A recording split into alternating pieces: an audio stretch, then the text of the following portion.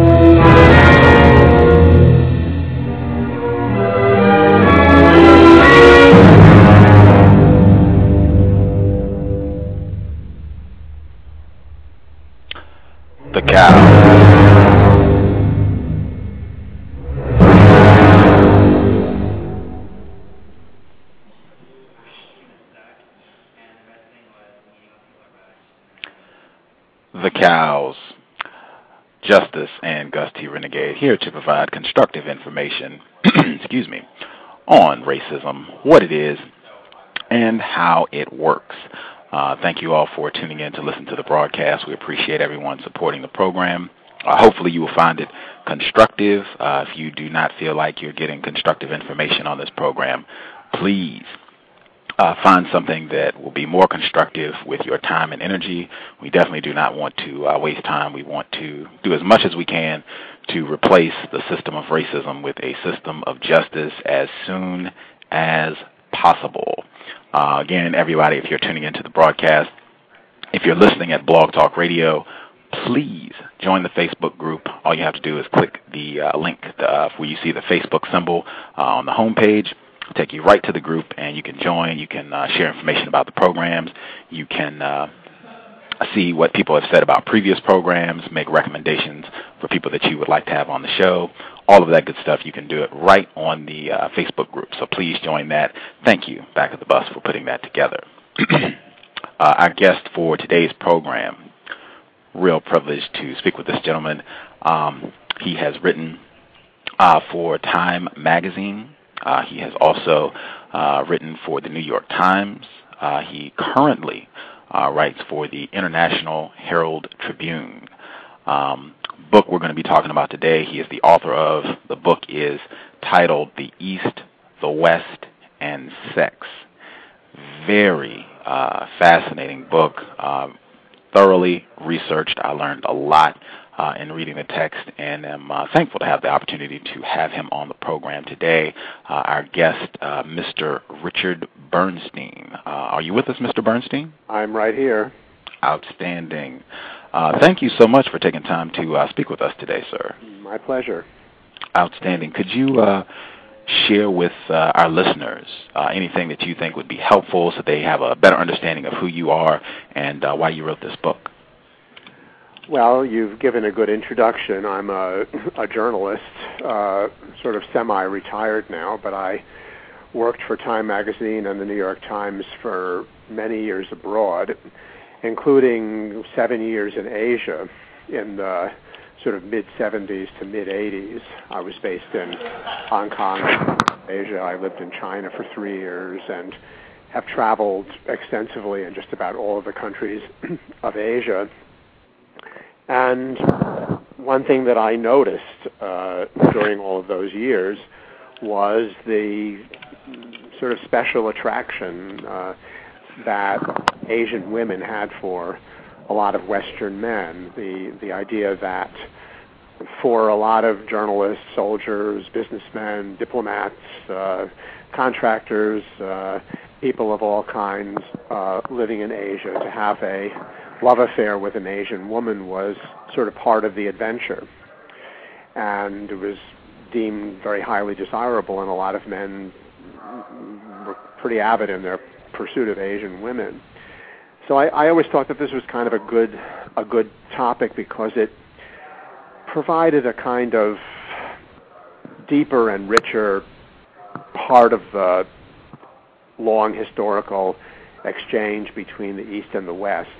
When I began to look at this historically, I saw that there was really nothing new to what I was observing, that actually it was something that went way back to the very beginnings of colonialist exploration, the various colonialist wars that were fought in Indochina and Southeast Asia. Then later, when the Americans occupied Japan, fought the Korean War, got involved in the long and tragic conflict in Vietnam, that the relationship with Asian women became both sort of more vulgar and more common than it had been, but that in a lot of ways it was sort of a repetition of the theme that had been established centuries before. And then I was after my last book, I was discussing this idea with my publisher, and we decided to go ahead. That we thought it would be a good topic for a book, and I think it is. I agree. I think very interesting topic, something that comes up on this program all the time, and really something I have observed in discussions on racism, sex between white people and non-white people. Always seems to pop up, provokes a lot of interesting... It's not only between white people and non-white people, it's also between black people and non-black people. I mean, it cuts in all sorts of directions. But you're right that for the most of the the historical period, we're talking about from the 17th until the middle of the 20th century, it was mostly a matter of white men from England and France and America having sex with non-white women in Asia, North Africa, Sub-Saharan Africa, all over the parts of the world that were dominated by Western colonialism. And then after World War II, the phenomenon was sort of, if you want to think of it this way, kind of racially broadened because, obviously there were a large number of black American soldiers, and they, did the same thing as the white guys. I definitely want to spend some time talking about the portion of your book that you dedicated to Vietnam, because I found that very interesting as well. Before we get deeper into the book, I always like to ask, just for clarification, people that haven't seen you or have not read your works. You are a white man, is that correct? Yes, that's true. Okay. This program, the C.O.W.S, Context of White Supremacy, I have unfortunately concluded that we are in a global system of racism, white supremacy, and the definition that I use for both racism and white supremacy is a global system of people who classify themselves as white and are dedicated to abusing and or subjugating everyone in the known universe whom they say is not white. Do you think that such a system exists, and do you think that is an accurate definition for that system? That's a pretty loaded question. I guess on balance, I think that there's a lot to what you say, and certainly over the years, the centuries of colonialist expansion, the operation of the slave trade, the supremacy of white cultures in places like India, Indonesia, Southeast Asia, the sort of semi-conquest of China, that, yes, there's no question that in those eras, no question in my mind that we lived in an era of systematic racism.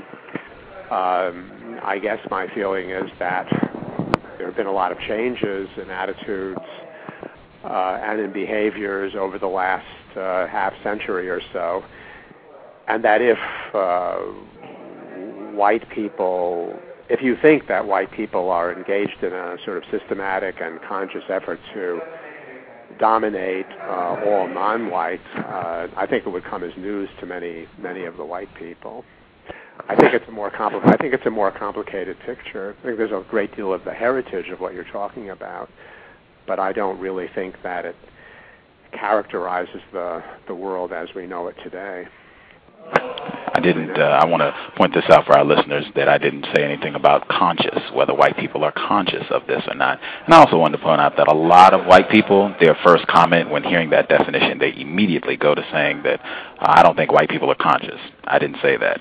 All I said was that I believe we are in a system that supports and mandates that white people worldwide dominate non-white people. And you said that you believe such a system has existed. I believe it has and continues to exist.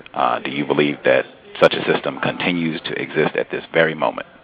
Well, again, I guess I think that it's more complicated than that.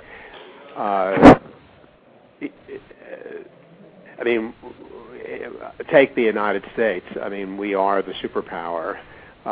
To some extent, we exercise a kind of domination in many parts of the world. We're also a multiracial society, and whether this represents the domination of white people or simply the power of a multi-ethnic, multiracial American empire, I don't know. And in any case, I'm not really sure that a productive discussion between you and me and some of your listeners would depend on us agreeing entirely on these definitions.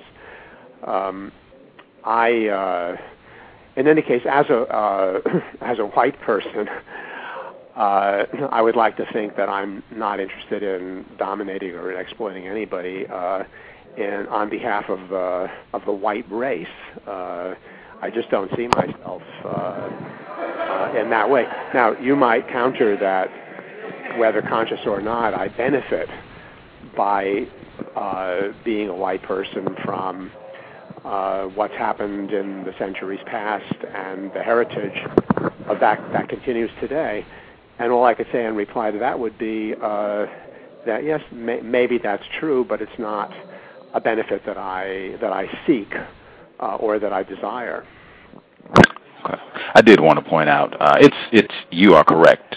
I do not think that we need to agree on everything. In fact, most of the guests that I have on the program, I've never had a guest where I've had 100% agreement on the topic of racism. I would be stunned if I ever had a guest where we agreed on absolutely every aspect of our discussion on racism. So, but I do think it's important just to get clarity about whether we feel that there is a system of white supremacy.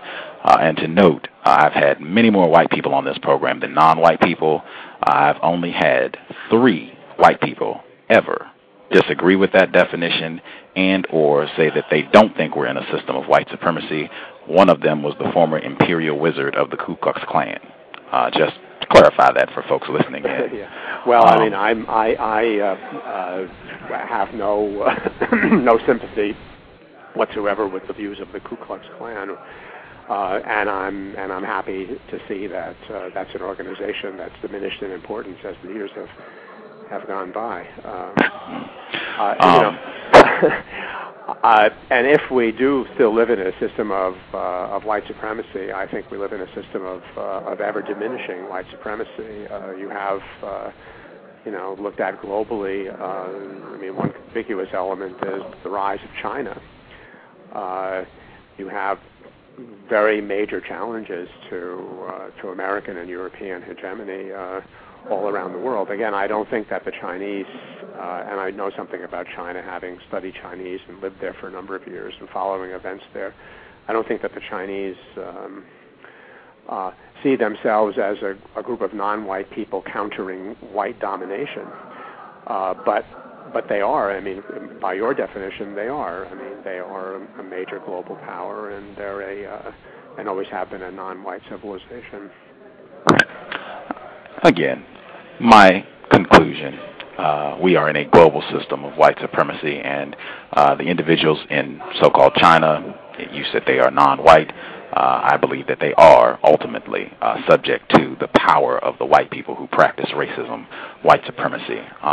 But I do want to get to your book.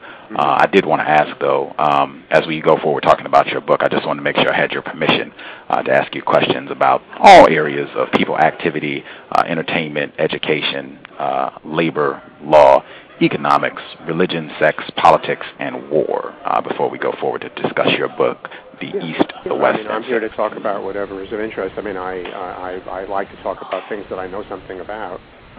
And, you know, the book is obviously something that I feel that I know something about, having done quite a lot of research. For sure. Topics, you know, in other areas.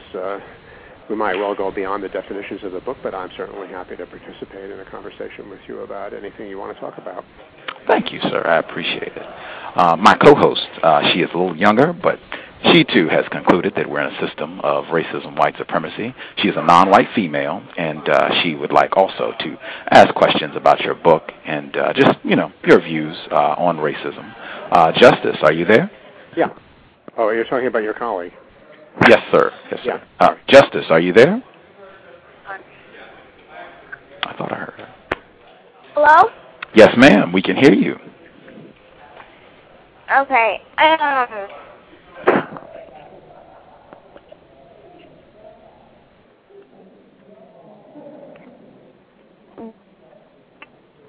don't have any questions right now.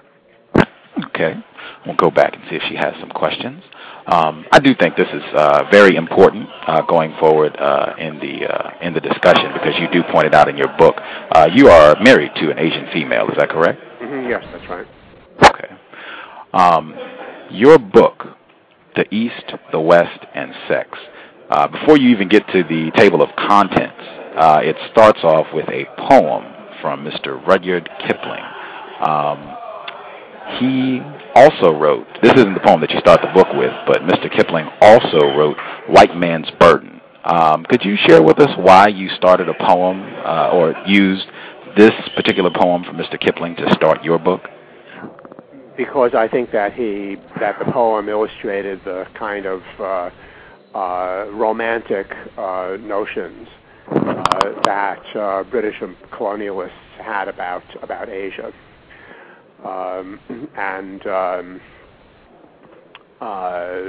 Yeah, I mean, that's basically the whole story. I mean, I think that his poem Mandalay, from which that stanza is taken, sort of talks about a guy, a British guy, kind of wandering about in the cold, chilly streets of London, and he once served as a colonial official in Southeast Asia, and he's thinking kind of nostalgically and longingly back to the days of the warm breezes and the glorious sunsets and of the sweeter, neater maiden, as he puts it, who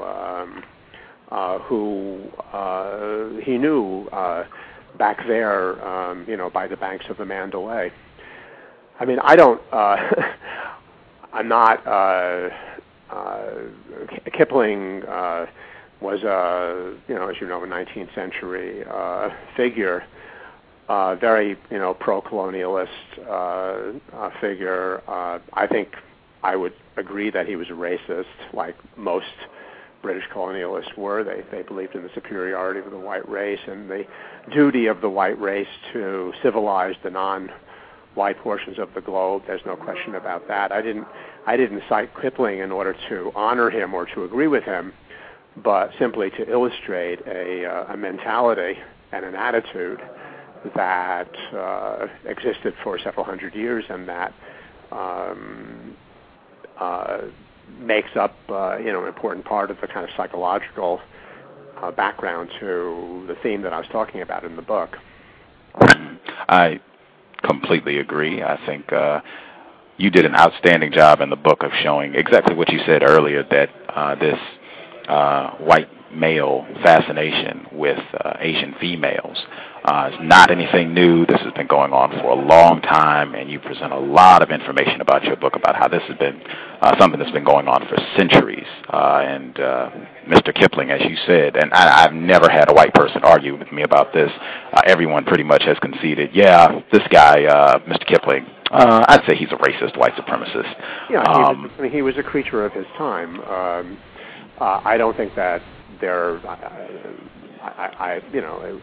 it would be unusual for me anyway in my circle of friends and people that I know to share the white man's burden attitude of Rudyard Kipling. I mean, this is an idea that went out with British colonialism certainly by the middle of the 20th century.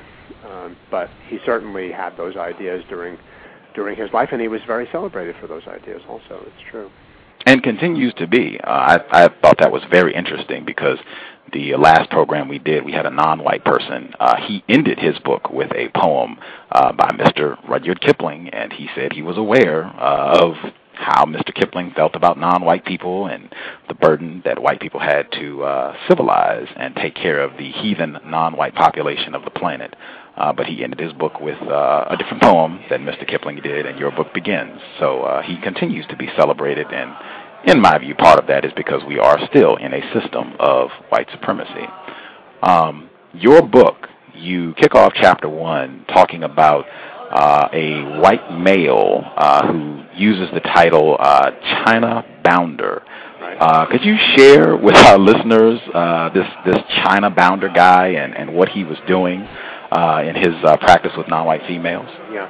Well, I wanted to use that. I opened the book with that episode because I wanted to show two things.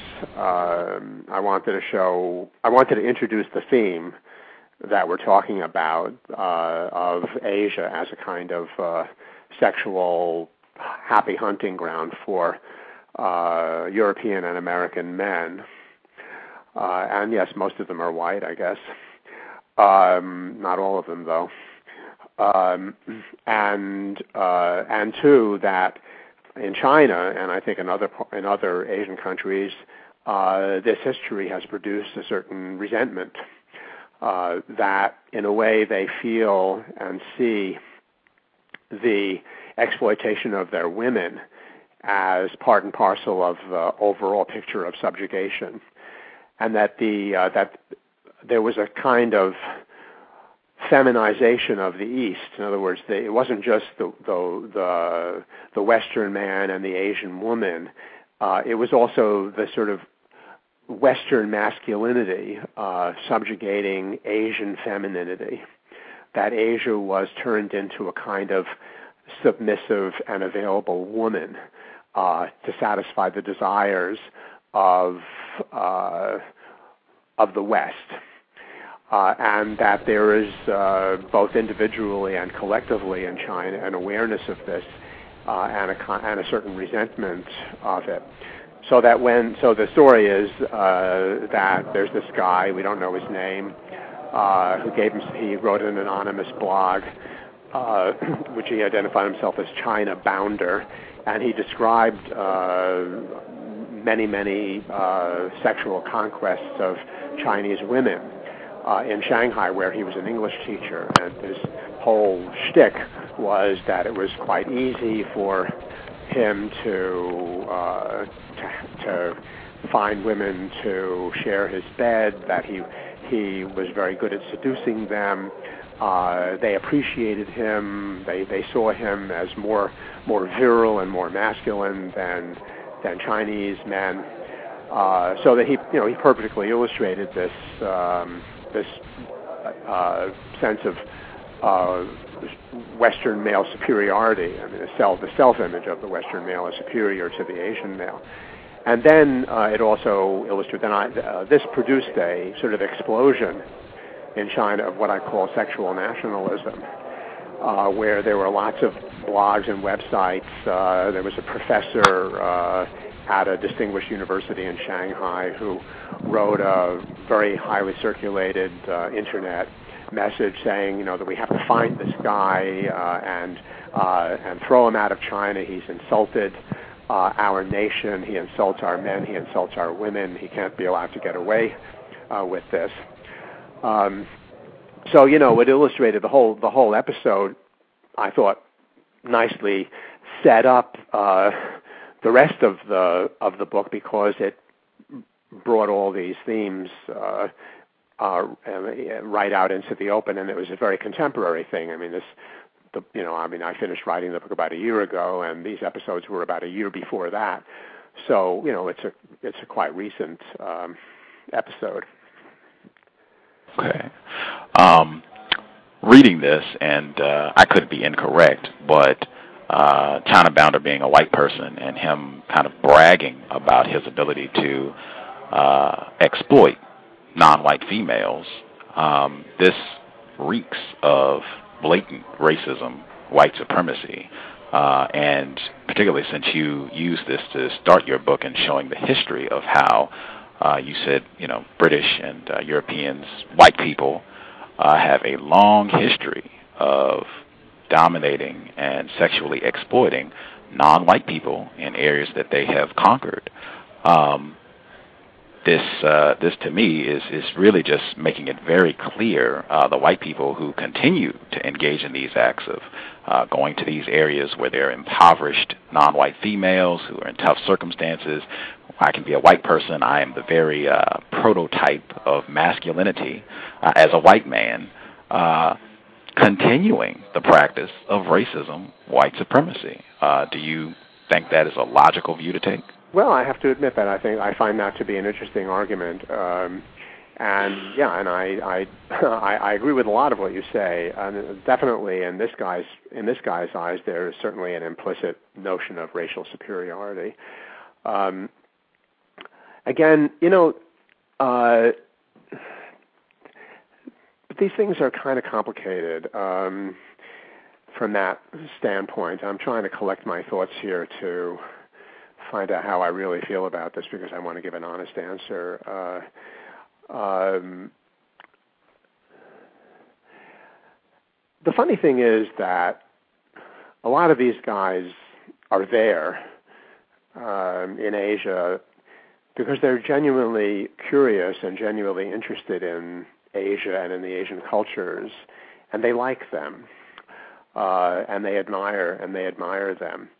And they're living in a country, China now, which has stood up, which is very proud, which is gaining in power. I mean, they certainly live under circumstances of, political and social control.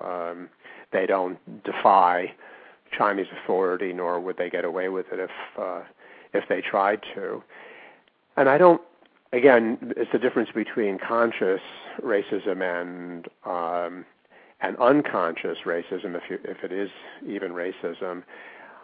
I didn't see it so much in terms of white domination. I think that white domination is a sort of incidental element to the fact of colonial domination. I mean, the question is there some truth to the idea of the China Bounder that the Western man does have a certain advantage in Asia or in China? And I think, and this is where, I get into some trouble with some of my women friends, including some of my Chinese women friends, I think that they do.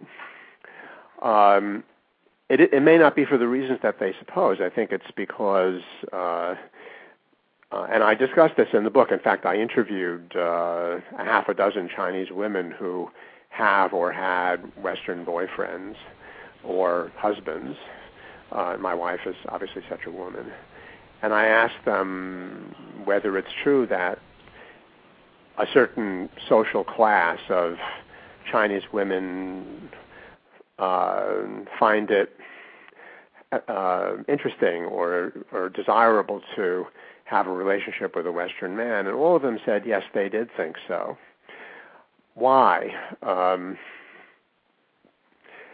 Partially it's because, partially it's just economic.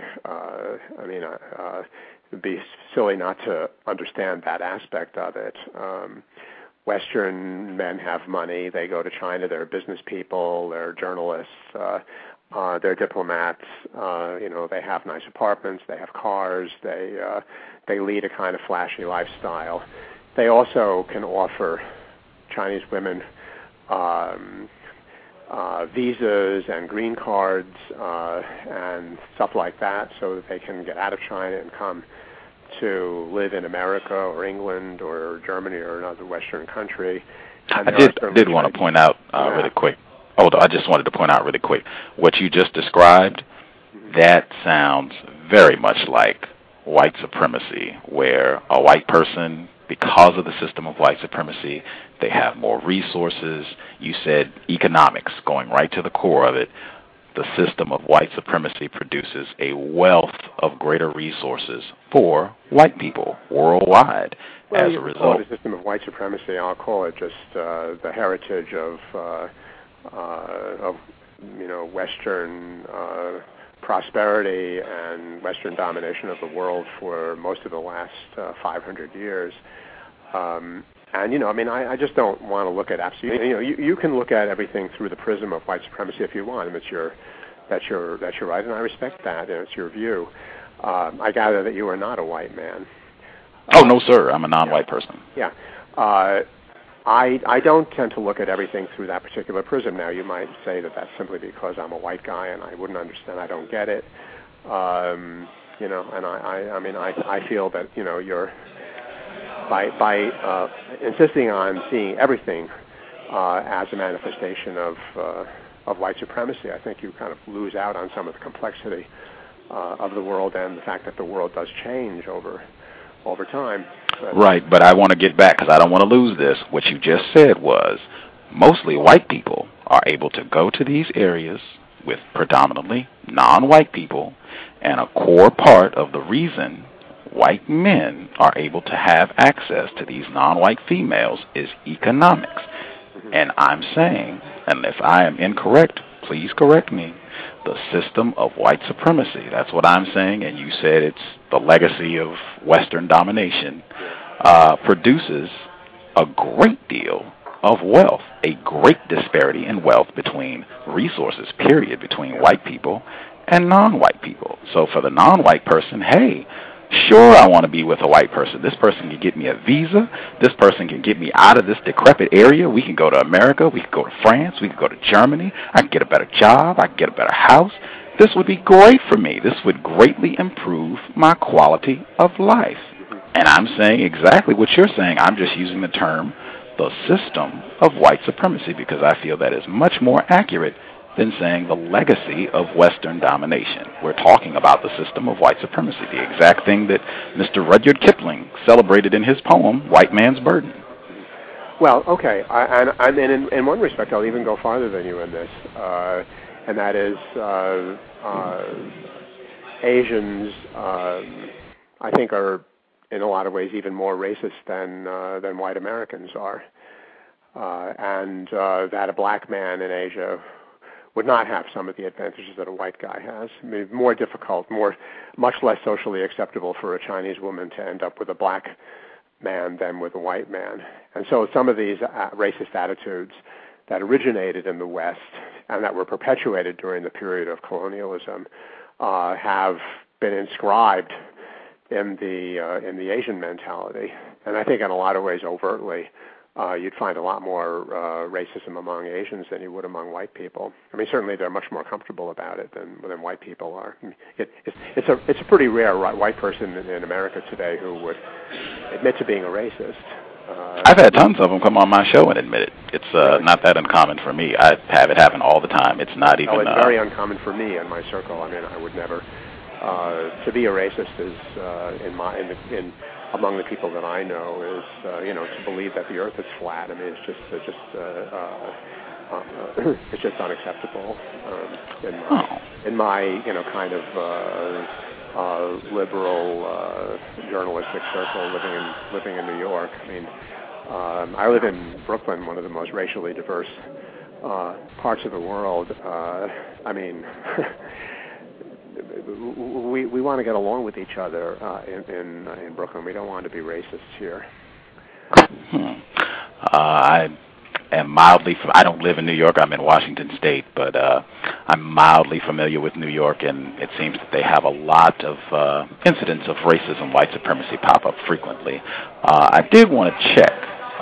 Justice, did you have some questions you would like to ask our guest, Mr. Bernstein?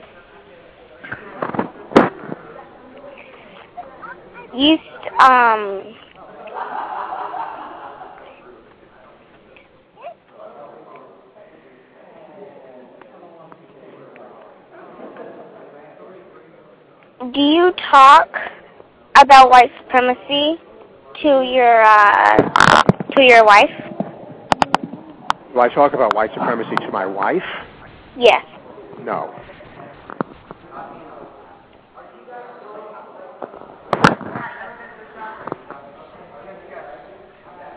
Yes or no? I said no, I don't. Okay. And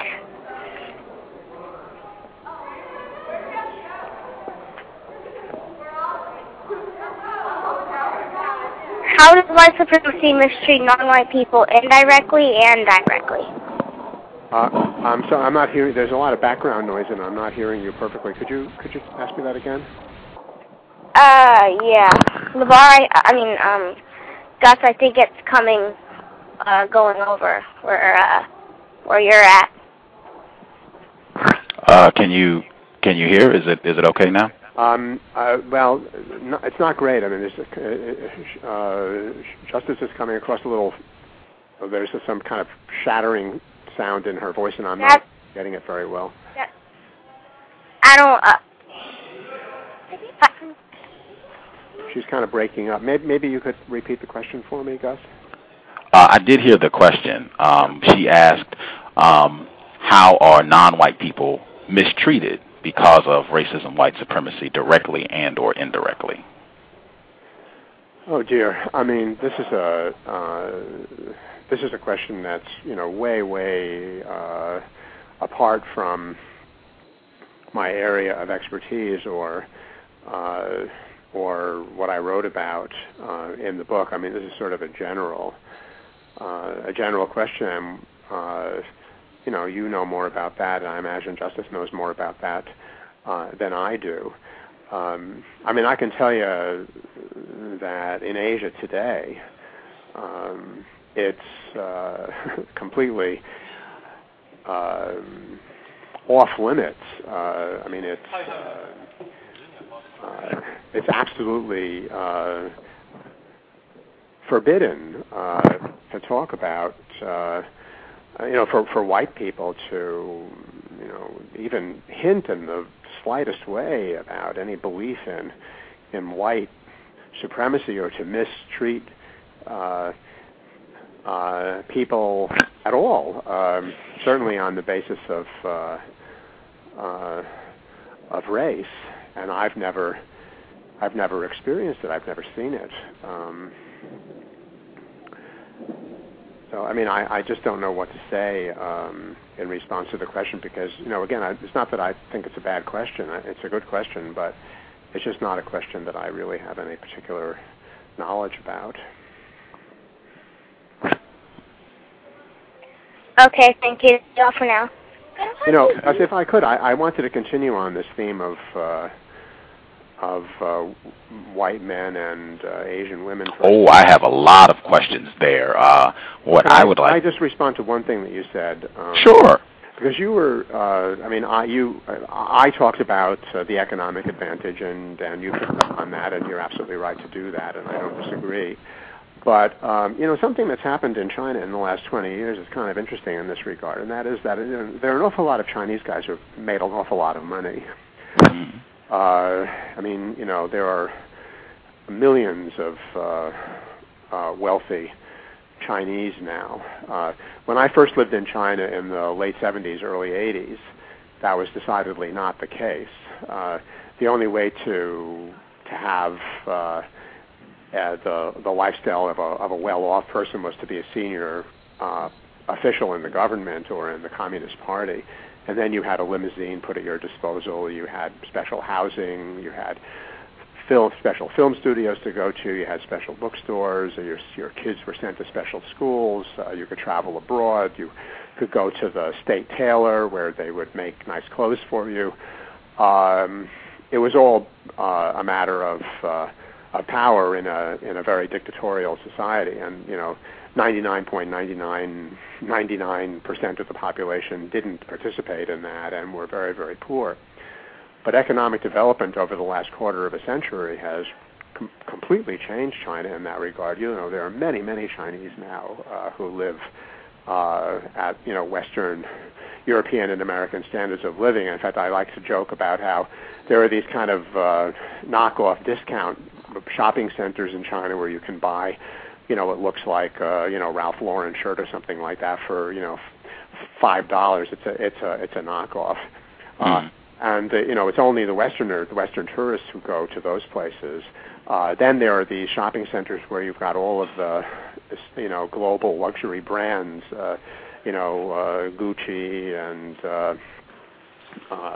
Armani and Cartier and what have you. And it's the local rich Chinese who are going to those places and paying full price for luxury goods. So if you're a Chinese woman and you're interested and you're a bit of a gold digger, you can get what you want from a Chinese man just as easily as you can from a Western man right now. So I think that in recent years there's been something new has been added, and that is it's kind of for a Chinese woman there's a bit of an escape in forming a relationship with a Western man. I think that they can sort of escape what they experience as the conservative limitations of the Chinese culture. They think that Western men are a little more open-minded about women having careers, that they don't confine their wives to the home and to raising the children. I think they think that Western men are less likely to have mistresses, whereas Chinese men, it's part of the culture, what I call in the culture of the harem, where Chinese men, as soon as they have money, it's practically axiomatic that as soon as a Chinese guy has money, he'll, try to set himself up with a concubine. Western men have mistresses too, of course, but the Chinese women think that they're less likely to do that than Chinese men. So there are other reasons besides the purely economic one for this sort of special mutual attraction between Chinese men and between Chinese women and Western men, and it's also one of the reasons why I think the China bounder aroused such kind of fury among the Chinese men, because they don't understand. Why should Western men have any advantage over them? They have the money.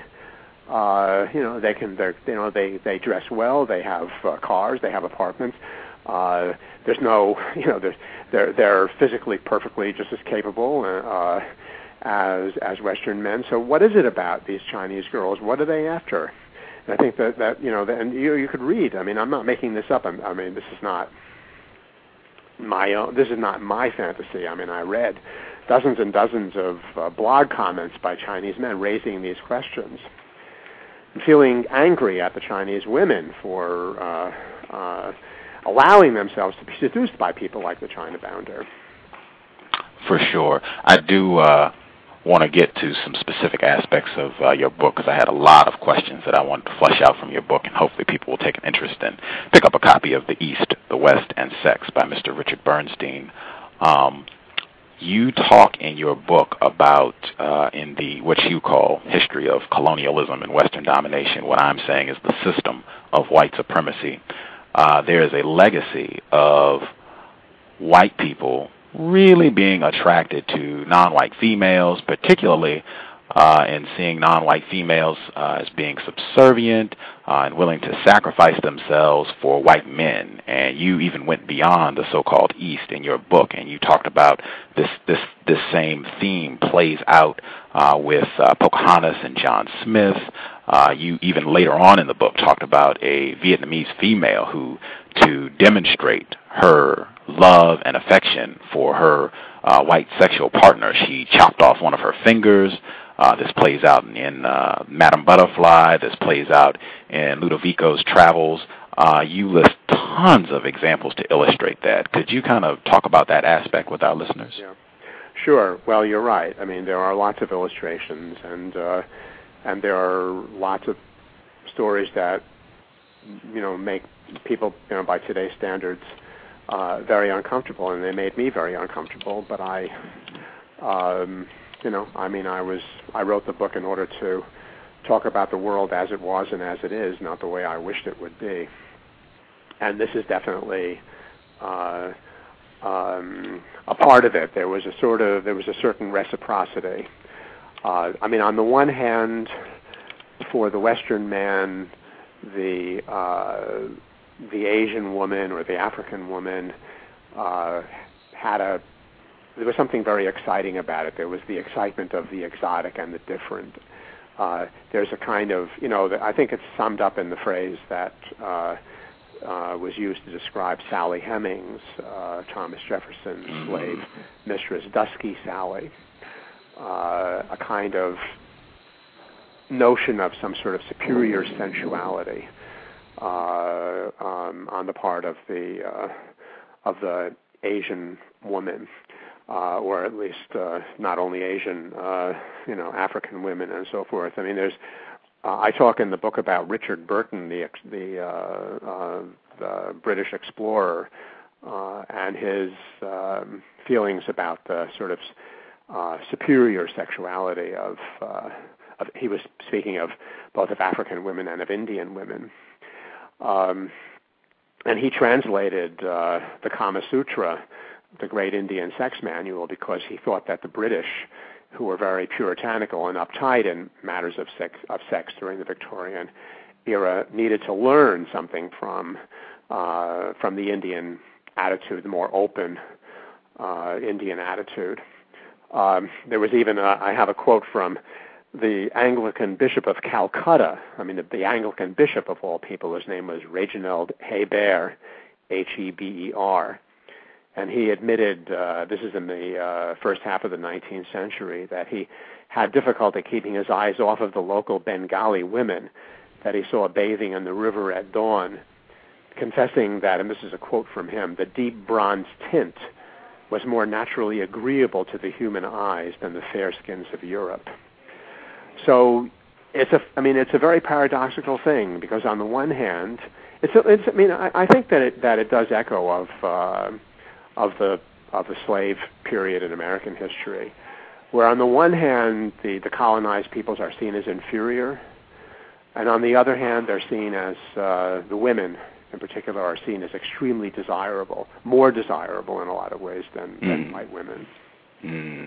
I picked up on that frequently in your book. You were talking about Richard Burton. You just read the comment about how the non-white female, they were just seen as being more sensual, and they're way above and beyond the white woman in Europe, and they're not as argumentative and just much better able to please a man. Found that very interesting, and particularly as you noted the contradiction in non-white people collectively being referenced as heathens, and they're uncivilized, and you note that contradiction a lot in your book in talking about how the white people who went out to practice what you call colonialism, what I say is the system of white supremacy, how they said they were doing this in the name of civilizing these people and spreading the gospel of Christianity. And a major theme of this is sexual exploitation of not just the non-white females in these areas, but non-white males, non-white children. You spend a great deal of time talking about pedophilia that went on as well. I was really hoping you could talk about. I know you talked about several people, but I felt Mr. Henry de Montherlant. I felt that was a really interesting story. If you could share that with our listeners. Well, you know, it's funny that you mentioned that because I've been thinking about that, in particular lately in light of the news. You know, we have two stories going on right now. There's the arrest of Roman Polanski for having had sex with a 13-year-old girl over years ago, and then there was the reaction in Europe, sort of angry that he was arrested, and this sort of dismissal of the crime that he admitted to committing. And one of the people that was most dismissive, most outspoken in his defense of Polanski was the French Minister of Culture, a guy named Daniel Mitterrand, who was the nephew of the Mitterrand who was once the president of France. And I knew him a little bit, by the way, because I served as a New York Times correspondent in Paris. After I left China, I was in Paris from 1984 to 1988. And he was already a prominent figure there. So I didn't know him personally, but I see him on TV, and I knew him as a very prominent sort of cultural figure. And he, in 2005, wrote a memoir that was pretty much ignored at the time, but in which he admitted that he paid for sex with boys in Southeast Asia. Wow. And so now after his defense of Polanski, his political opponents have been making hay out of his admission that he paid to have sex with boys. Now, in the meantime, he's come out and said that he didn't mean underage boys. That yes, he did pay to have sex in Southeast Asia, but that the boys that he had sex with were his own age. I guess I'm a little bit skeptical of that because there's no question that there's a trade in pederasty and pedophilia in Southeast Asia. These are societies that have a lot of poverty, and there's a lot less supervision of sexual life. Do you think all this is a result of what you call colonialism? What I'm saying is the system of white supremacy? No, I think this is just a question of wealth and poverty. You don't think that wealth and poverty is at all related to colonialism, white supremacy? I know that's how you look at it, and again, I don't want to argue. Yes, I think that one of the reasons why white people have money is because they exercised domination of the world for several centuries, and one of the elements in that domination was racist. A lot of money was made in the slave trade itself, and the slave trade by definition was racist. So I agree with you in that sense, but again, it isn't an ongoing, explicit manifestation of white supremacy. These practices go on among Asians also, and everything that white men are able to do in Asia, Asian men who have money are able to do also. And it's not, and they do. Well, wait a minute, because I don't think that's an accurate comparison. I know, and you talk about in your book. I want to be accurate. You do talk about in your book how a lot of the prostitutions and go-go bars and things that's open to a lot of the non-white people who are in these areas, and they do a lot of this stuff and have done a lot of this stuff for centuries. This is not anything new. The white people didn't exactly bring practices that were not already going on in these areas. But what I do think is the proper comparison, and you point this out in your book, you do not see non-white people from Thailand or Vietnam or China coming to America and doing this. It would be unheard of for a Chinese diplomat to be coming to America and participating in pedophilia with young white boys. And you point that out consistently in your book, that for centuries, it would be unthinkable to imagine non-white people going to white areas and doing what white people do when they go to non-white areas. I think that is the accurate comparison. And Whoops, are you there? Hello?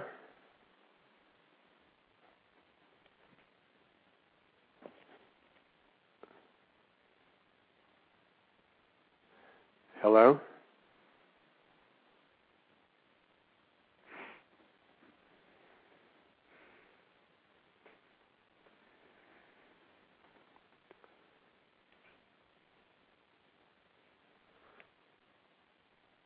Hello?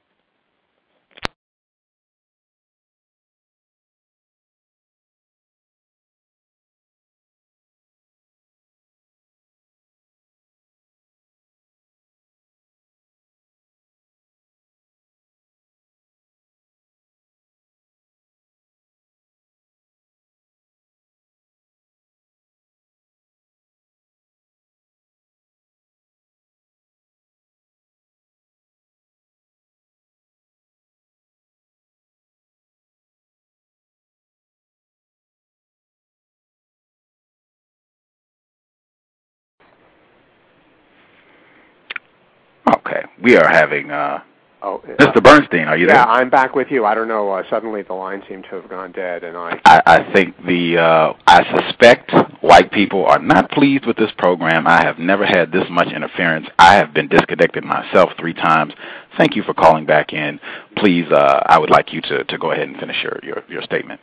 Yeah, well, you were talking about how it would be unthinkable for all of us to go in the other direction, and yes, you're absolutely right. And I appreciate how carefully you read the book. I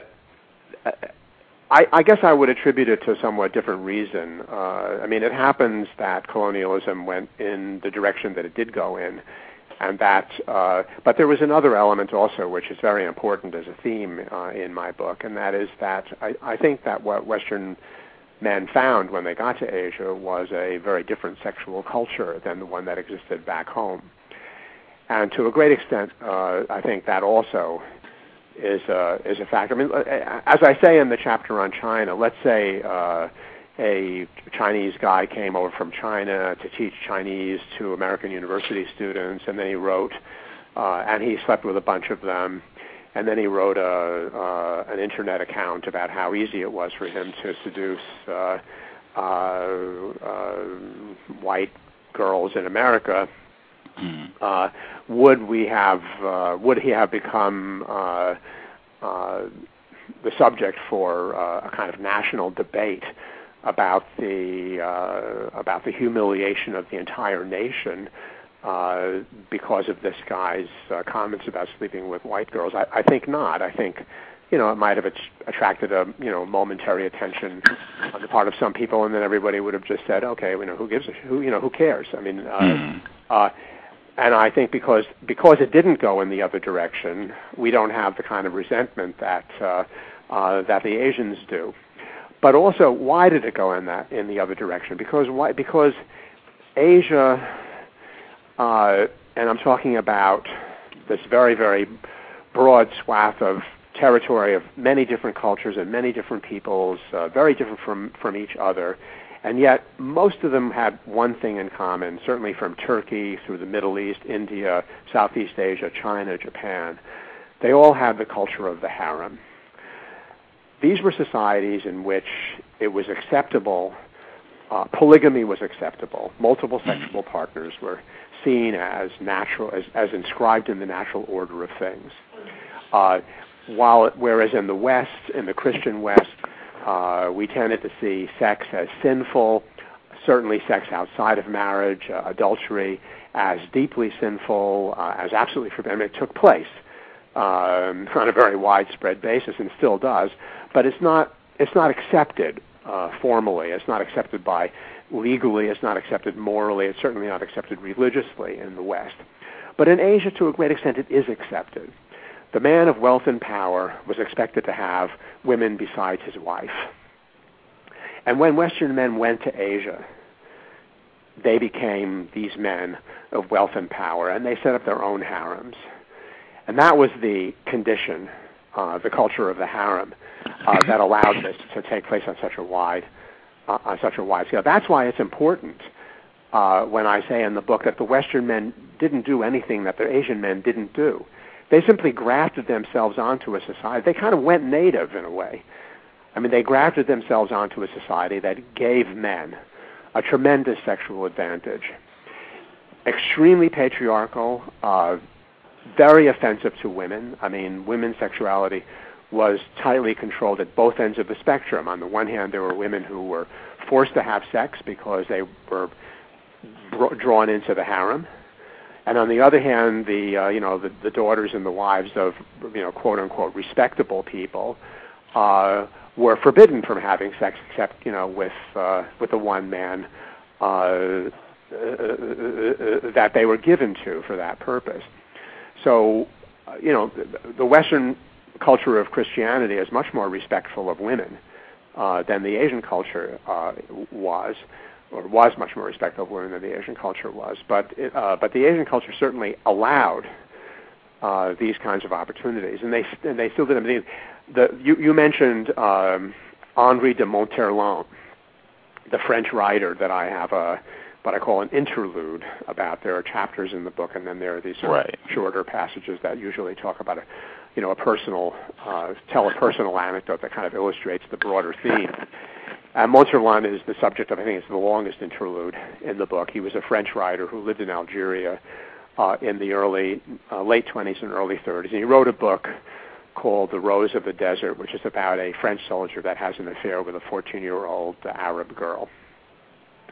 And what Monterland was doing in that book was exposing what he regarded as the dirty little secret of colonialism. Here, the French people back home thought that their soldiers were leaving, these lives of great difficulty and, of hardship.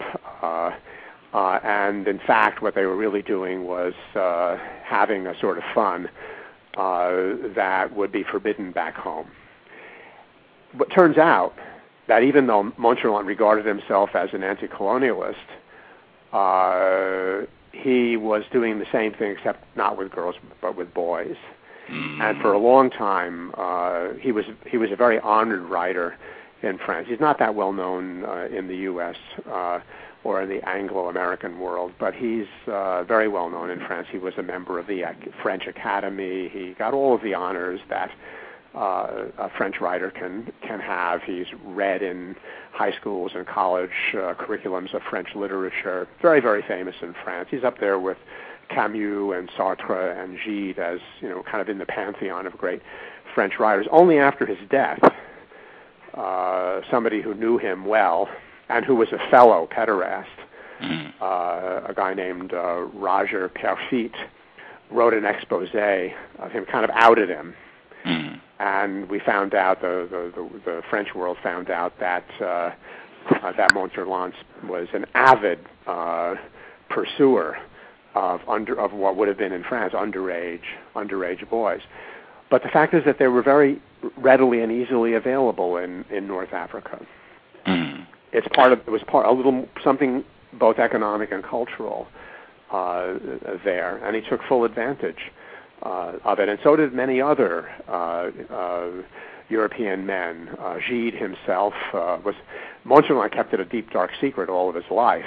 He was terrified that somebody might find out about this. He wanted to have a public image of irreproachable respectability, when in fact he was very far from respectable.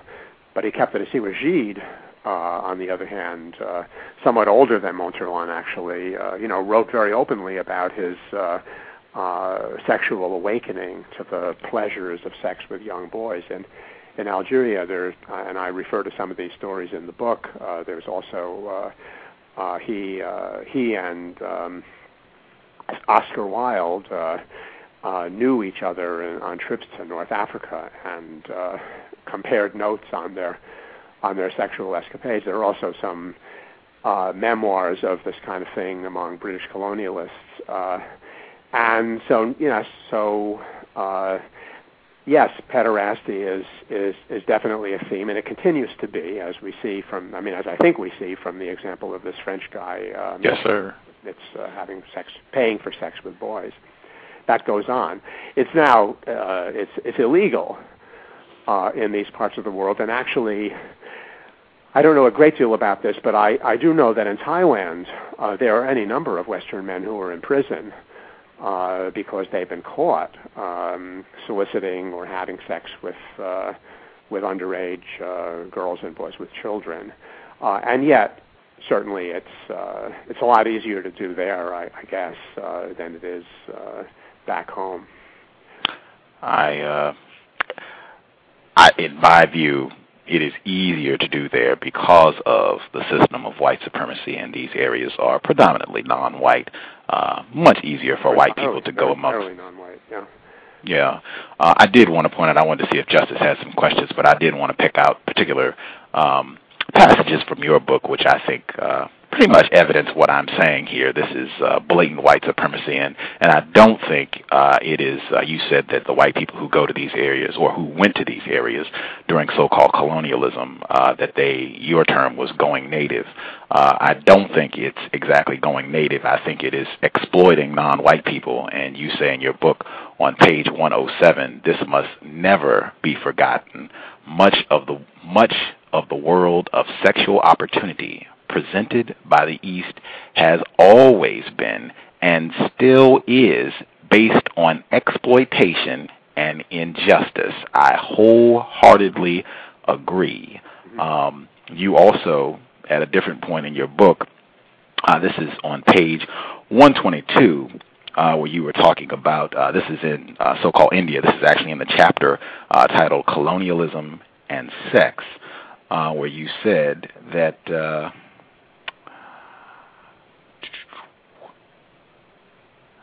Burke termed his promotion of the literal rape of Indian women. I want to make sure I read the whole sentence so people get a clear understanding of what you said. In the late 18th century, the political philosopher Edmund Burke sponsored an effort to have the colonial governor of Bengal, Warren Hastings, removed from the office because of what Burke termed his promotion of the literal rape of Indian women.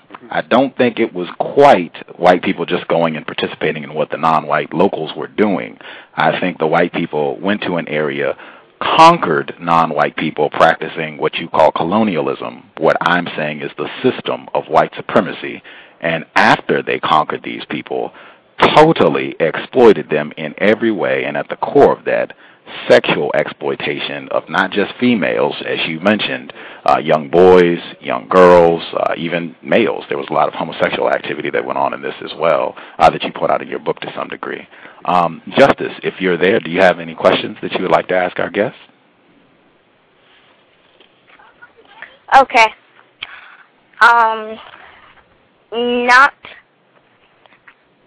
Not right now. Thank you. Okay. I wanted to ask you if you could clarify. This is also from your book.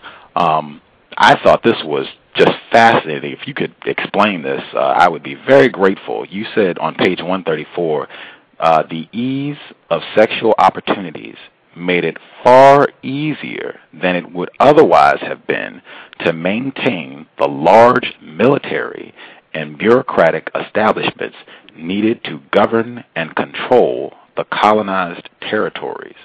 Why do you think that's true, that having sexual intercourse with the conquered non-white people would make it easier for the so-called colonizers, I would say white supremacists, to maintain control? For a very simple reason, because it made it easier and more attractive for soldiers and colonial officials to go to those places and to have lives that were tolerable to them, so that the administration of the British Empire required tens of thousands of soldiers and civil servants, governors, accountants,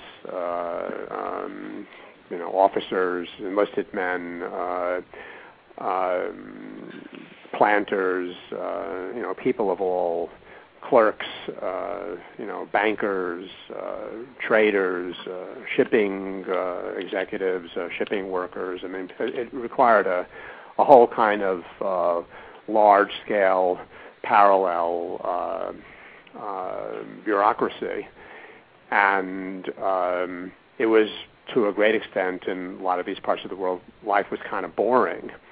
Out in some outpost in the Punjab in northern India, there weren't, there was no local pub to go to. There were no dance halls. There was no theater.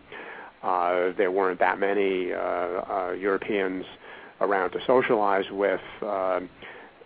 Especially for soldiers, life could be, pretty boring in the barracks. And so one of the few things that these civil servants and soldiers had was the sexual excitement of living in that part of the world. And the British Empire created a large system of brothels in which they corralled thousands of Indian girls and women to serve in brothels. They did it supposedly because there was a lot of what they euphemistically call fraternization going on anyway, and because it was unsupervised and the women weren't medically checked, there was a big problem of venereal disease, gonorrhea and syphilis specifically, and it was part of an effort to get the diseases under control that the British imperial authorities set up brothels in which there would be, the girls would be registered, and then they would be examined every week, and if they got sick, they would have to be sent to a hospital and stay in the hospital for a certain amount of time as a way of controlling the spread of venereal disease. So that's why the sexual opportunities made colonialism somewhat easier. Okay, that's very clear for me. So I just want to make sure I'm understanding. In order to get white people to come and help maintain and expand colonialism, what I'm saying is the system of white supremacy, it was a great enticement, a great motivator to say, hey, if you come here, you'll have easy opportunities for sex. Would that be correct? Yes. Okay. I wanted to make sure we got to Vietnam because you spent a lot of time talking about that, and I found that just incredible. You said that the sexual exploits in Vietnam during the Vietnam War was uncomparable to anything that happened previously with white people and non-white people in your book. And you even had statistics, I believe, if I'm correct, you said that 1/3 of the troops, U.S. troops that went and participated in Vietnam contracted a sexual disease of some sort. Can you talk about what exactly went on in Vietnam? Mm-hmm. There was actually a debate about that. And by the way, let me, I kind of want to make it clear. I mean, we do have a difference of opinion here about exactly what this illustrates, and I find it very interesting. Again, I'm flattered and very pleased that you read the book with such care and with such attention. Really, there aren't very many people that I've had conversations with who have taken the time and made the effort to read the book thoroughly and to underline it and to isolate certain passages on that, and I think that's great, and I'm grateful to you. You've also looked at the experience from your own perspective, and your perspective is different from mine. So as you see everything in it as an illustration of the system of white supremacy. I don't. And similarly in Vietnam, I certainly don't in Vietnam because a very large number of the participants in the sexual life of Vietnam were blacks. I mean, very well, a lot of African American soldiers served in Vietnam, and they did the same thing that the non-African Americans did. They went to the bars and clubs. They went to the go-go bars. They had local girlfriends. They impregnated them. They had children by them. In most instances, they left them behind, or they don't even know that they had children by them. So I mean, this was something that the Americans did in large-scale fashion, white Americans and non-white Americans alike. Now, I don't know. You might want to see this as part of the system of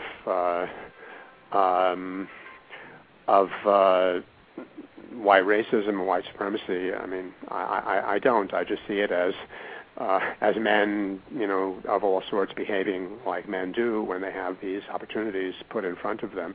And they were living in a country where those opportunities existed on a large scale. there was a debate in the 60s about whether Senator Fulbright, William Fulbright of Arkansas, who was, as you remember, a big opponent of the war. I mean, I'm old enough to remember the war very well. I was in college at the time of the war, and I knew about the anti-war movement. And because I was studying Chinese and I was interested in Asia, I was very attentive to the arguments on all sides of this, and I followed events quite closely, even back then. And I remember Fulbright being a very outspoken and very articulate opponent of the war. And one of the arguments that he made, not the major argument, but one of the arguments, a little bit like Edmund Burke, you just referred to Edmund Burke and his suit against Warren Hastings in Bengal. Fulbright also talked, he didn't use the term the literal rape of Vietnamese women, but that's what he meant. He felt that Americans were prostituting Vietnam, and that the presence of so many Americans, not just soldiers, but diplomats, journalists, everybody got into this, their presence was producing huge, large areas of Saigon were kind of wall-to-wall brothel, and thousands of Vietnamese were going into prostitution because there was all that money around, and they could make money by doing that, and it was immoral, and it was demoralizing and debilitating and bad. And so there was a debate about whether this is really true or not. And I remember Time magazine, which defended the war, had an article in which they claimed that it was not, that this has always happened in war, and Vietnam is no different than any other. And that's why I cited the statistics on venereal disease, was to show that the Time magazine was wrong and William Fulbright was right, and that there was much, much more sex during the Vietnam War than there had been in any other conflict that the United States had ever been engaged in. Even, and like I want to, stress, I mean, it was at all levels. I didn't only talk to former GIs. I interviewed maybe 25 people about this. Not just former GIs, but, State Department officials, businessmen, journalists, contractors, officers, generals and privates.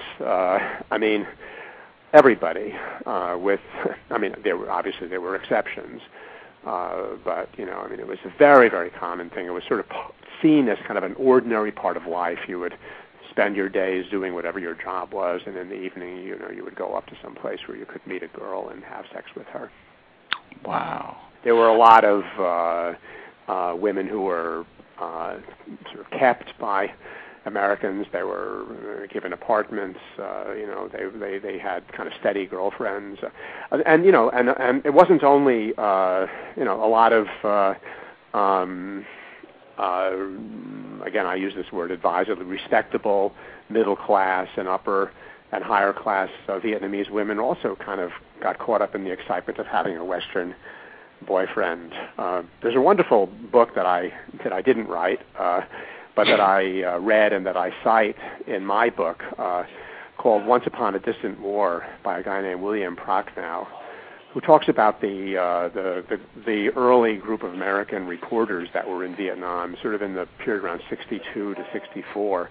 The most famous of them was David Halberstam. But there was a group of about a dozen of them during those early days in the war. And he talks about how when Halberstam arrived in Vietnam in 62, or late 61, it happened that he arrived on the night that there was a going-away party for one of the foreign photographers.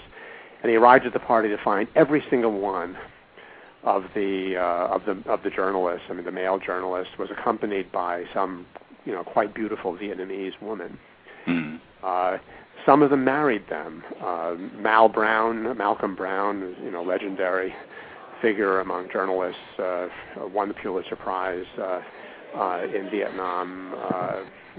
Actually fell in love with a woman who worked in the press department of the South Vietnamese government. She had to quit her job in order to continue going out with him. And they got married. They're married to this day. They live in New York. Now they're kind of an old couple. They've been married now for close to 50 years. So it wasn't all just a matter of prostitution and kind of exploitation. There were some a lot of real relationships, enduring, loving relationships were formed at that time also. I did want to highlight this. And again, you are a white man. I am a non-white male, so we definitely are going to have a different viewpoint, which is fine. We're just sharing our views. But I did want to point out, you said in your book on page 12 that there would appear to be a complicated mixture of image and experience at play here in examining sexual relationships between non-white people and white people in your book.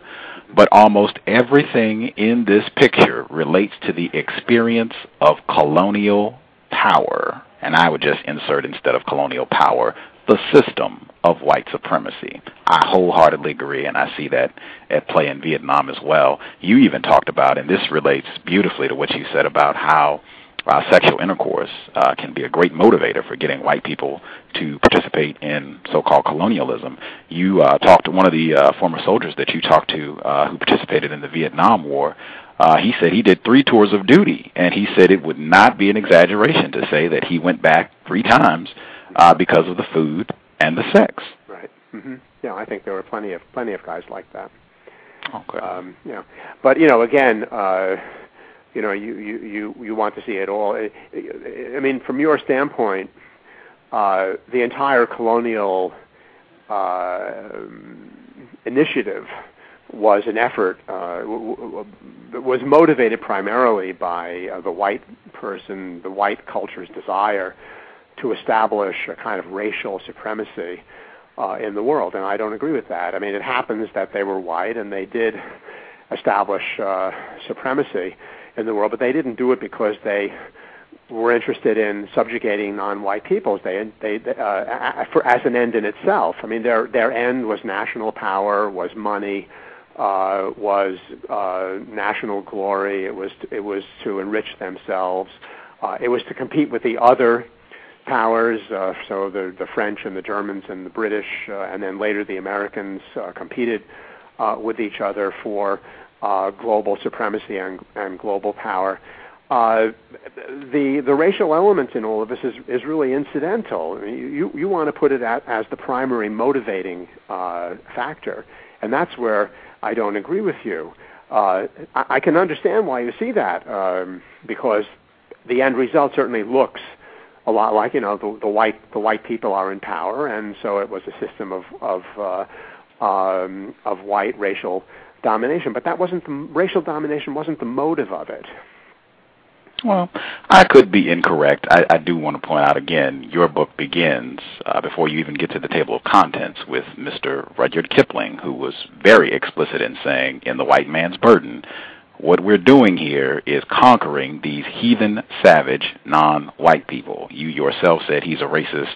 You began your book with him, even though it was not the poem White Man's Burden. Right. It wasn't the poem White Man's Burden, and it was a poem that illustrated his sense of the romance of these, that there was a quality of beauty and sound, kind of a sensual quality, a quality of sensualism and charm that he remembered all of his life, even though, he actually lived in India. He was born there, and then he went back to the home country for his education, and then he returned to India. He lived in Lahore, which is now one of the major cities of Pakistan, for about 6 years as a journalist, in which he wrote most of the stories and poems that he's famous for.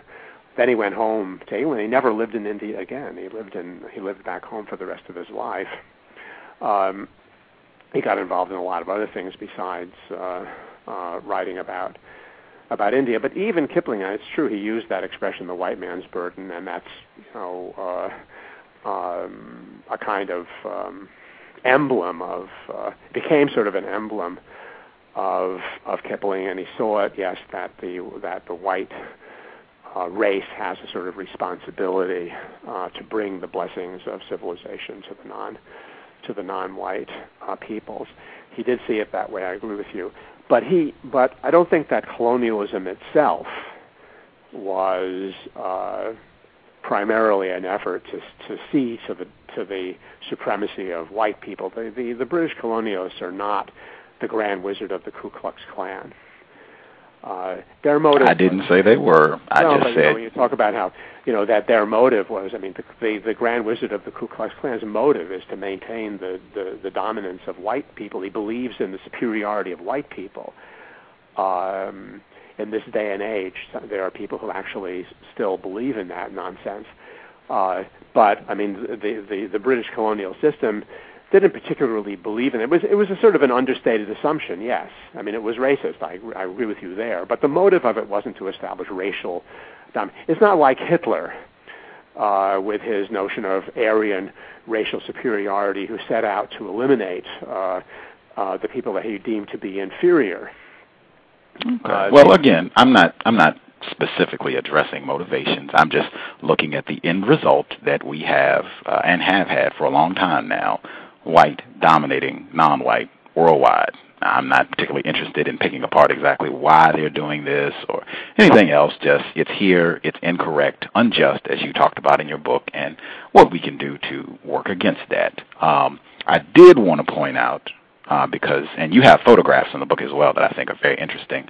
One of them being of a so-called Moorish woman from Algeria, and you said that a crucial aspect of the colonial vision of the colonized was sexual, and in particular in the area of the world known as Algeria, the women were covered.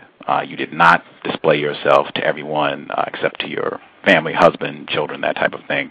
And this postcard showing a non-white female from Algeria, no top, face not covered, and you talked about how that was a crucial aspect of colonialism. What I'm saying is white supremacy, total domination of these people. We have them subjected in every manner.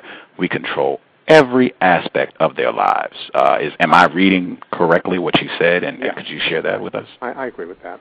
But you also have to bear in mind that that this effort at domination didn't succeed. It succeeded for a while, and then there was an Algerian nationalist revolt against the French control, and the Algerians achieved independence against the French, and have been running their own affairs since then. And one of the grievances that they had was exactly what you're talking about. In fact, the women who allowed themselves to be treated.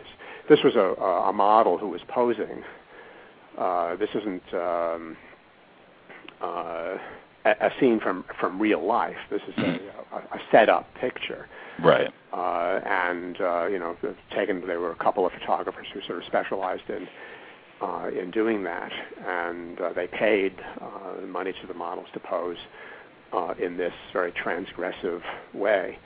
And the women were seen as sort of sexual collaborators with the enemy. So they have a bit of an echo in China when I talked about the China bounder and the sexual nationalism that his blog post aroused. You had in Algeria and North Africa, earlier on, you had that same kind of resentment against the violation of the code of the sexual code of North Africa, the unveiling, the involuntary unveiling, which comes about, as a result of colonial power. I did want to get some callers because folks have called in to see if they have some questions they would like to ask you, Mr. Bernstein. Yeah. Would you give me 1 minute? Sure. Awkward, but I have my wife has been calling in on my cell phone, and I really am a little bit worried about checking to see whether. Sure. What she needs to talk to me about. Could I come back in just 1 minute? Yes, sir. Not a problem. Okay. I'll be right back then. Okie dokie. Again, context of white supremacy. Justice Gus T Renegade. Before I get to the callers, Justice, are you there? Yes, I am. Oh, okay.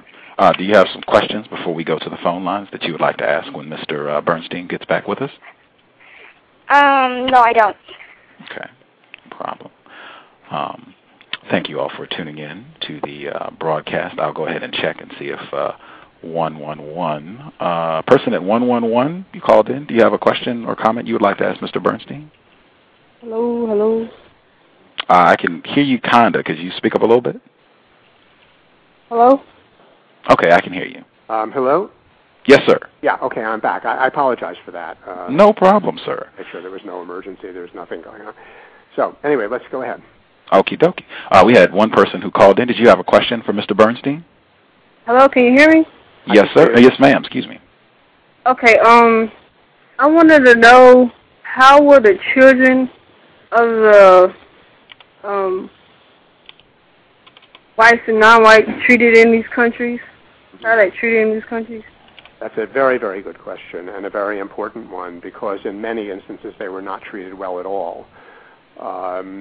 There's a wide range of experience. There were men who had children with Indian or Japanese or Chinese women. They regarded them as their own children. They brought them to their own countries. They educated them or they cared for them all of their lives. But this was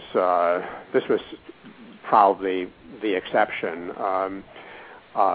Many of these children were just abandoned by the men that fathered them, and they had a very hard time of it in the societies in which they grew up because they were seen to be the children of prostitutes, fatherless children, children of mixed race, and they went through life with a lot of disadvantages. And you still have today in Vietnam one of the elements of the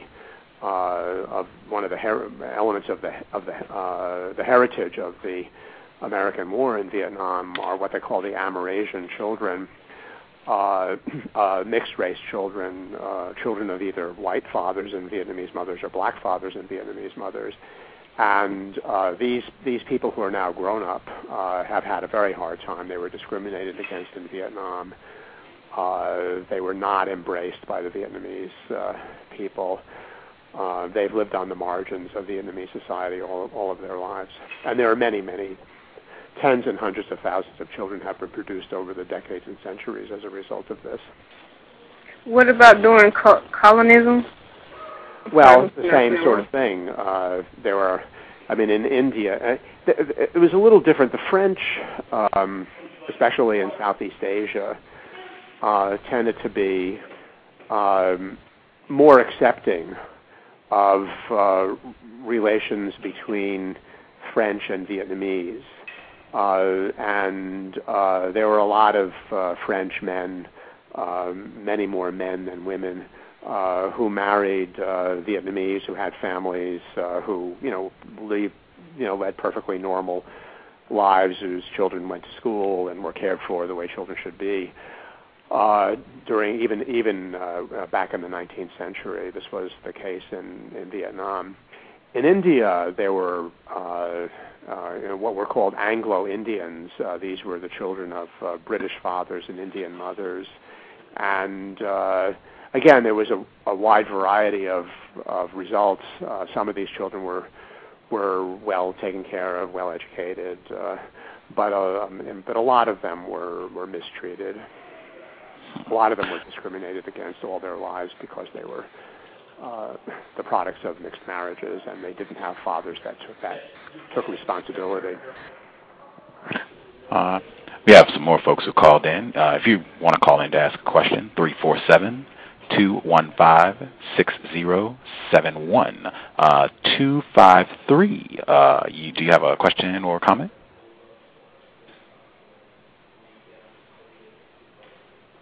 (253) Are you there?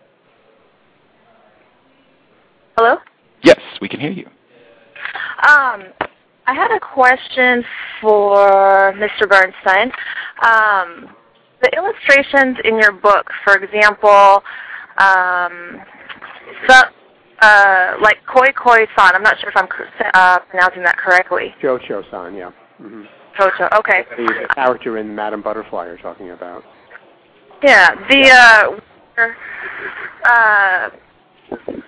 I was wondering, did any of the white men that did some of the exploitation, and this was an unfortunate incident where she had slit her throat because of he came back to get his child with his other wife when he said that he was going to come back to, I believe, Japan for her.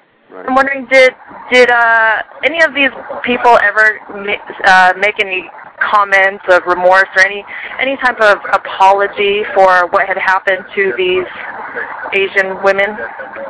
I don't know about expressions of remorse or apology. There are certainly examples that I have a couple of them in the book of European men who went back to Japan, who recognized their children, who paid for their education, who did care that they had fathered children and were concerned about the welfare of these children, even though I don't know of many instances where they actually took the children back with them or stayed in Japan, married to the women.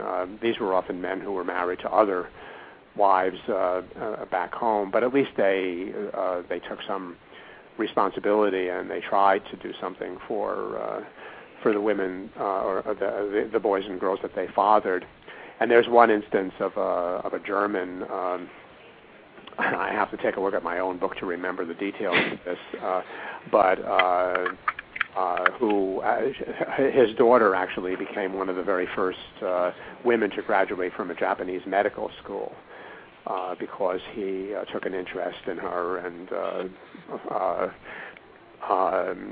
helped to, paid for her education and, was just sort of generally at least somewhat responsible for what he had done. I think what's interesting about the whole Madame Butterfly story, though, is that it really does sort of take place in a real context. And again, here it's to a great extent it's Western men taking advantage of something that's already available in Asia. For centuries, Western men took advantage of the system of sexual hospitality in Japan. I found the chapter on Japan actually may be the one that I find most fascinating, that I found most fascinating to research and to write. I was absolutely amazed by what I found about the Japanese experience, going way back to the 17th century when the first European settlers went there. But around Nagasaki, which is where most of the Westerners were allowed to settle, it was very common for a man like the character in Madame Butterfly to be set up with a house. The same broker who found the house would also find him a temporary wife, and he would live with the temporary wife for a matter of months or a matter of a year or two, and then when his tour of duty was finished, he would go home, and the temporary wife would be left behind. And if there was a child involved, more often than not, the child would be, left behind with the mother. In a way, what's interesting about the Madame Butterfly story is that the American soldier, he goes back home, he marries an American woman, and the two of them come to Japan in order to take possession of the child that the temporary wife has given birth to. That was what was a little bit unusual in the Madame Butterfly story. Might have departed a little bit from the actual historical experience.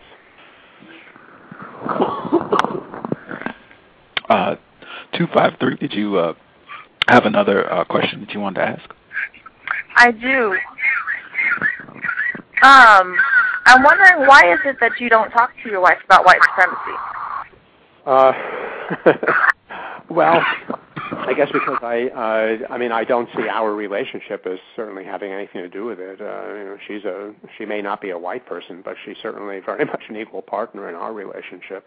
She doesn't see our relationship as an illustration of white supremacy. We just happen to be two people who met and like each other and got married and are happy together.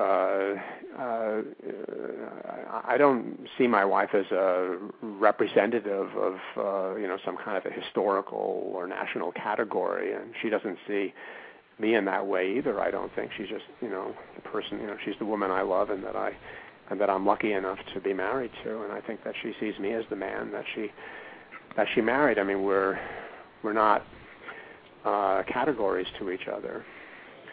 Do you believe that she gets mistreated by other white people?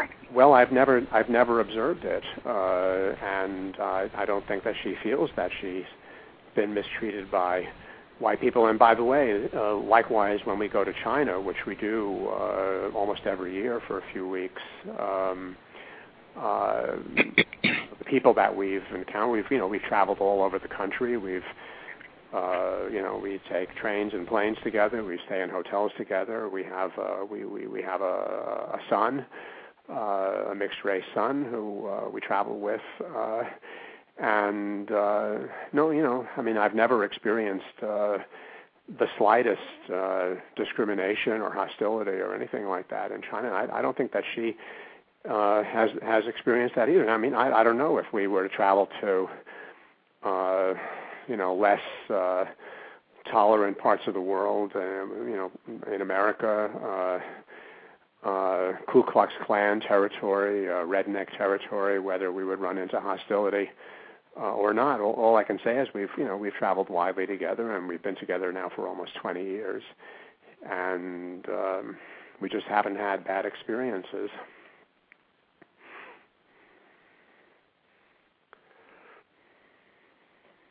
Are you there?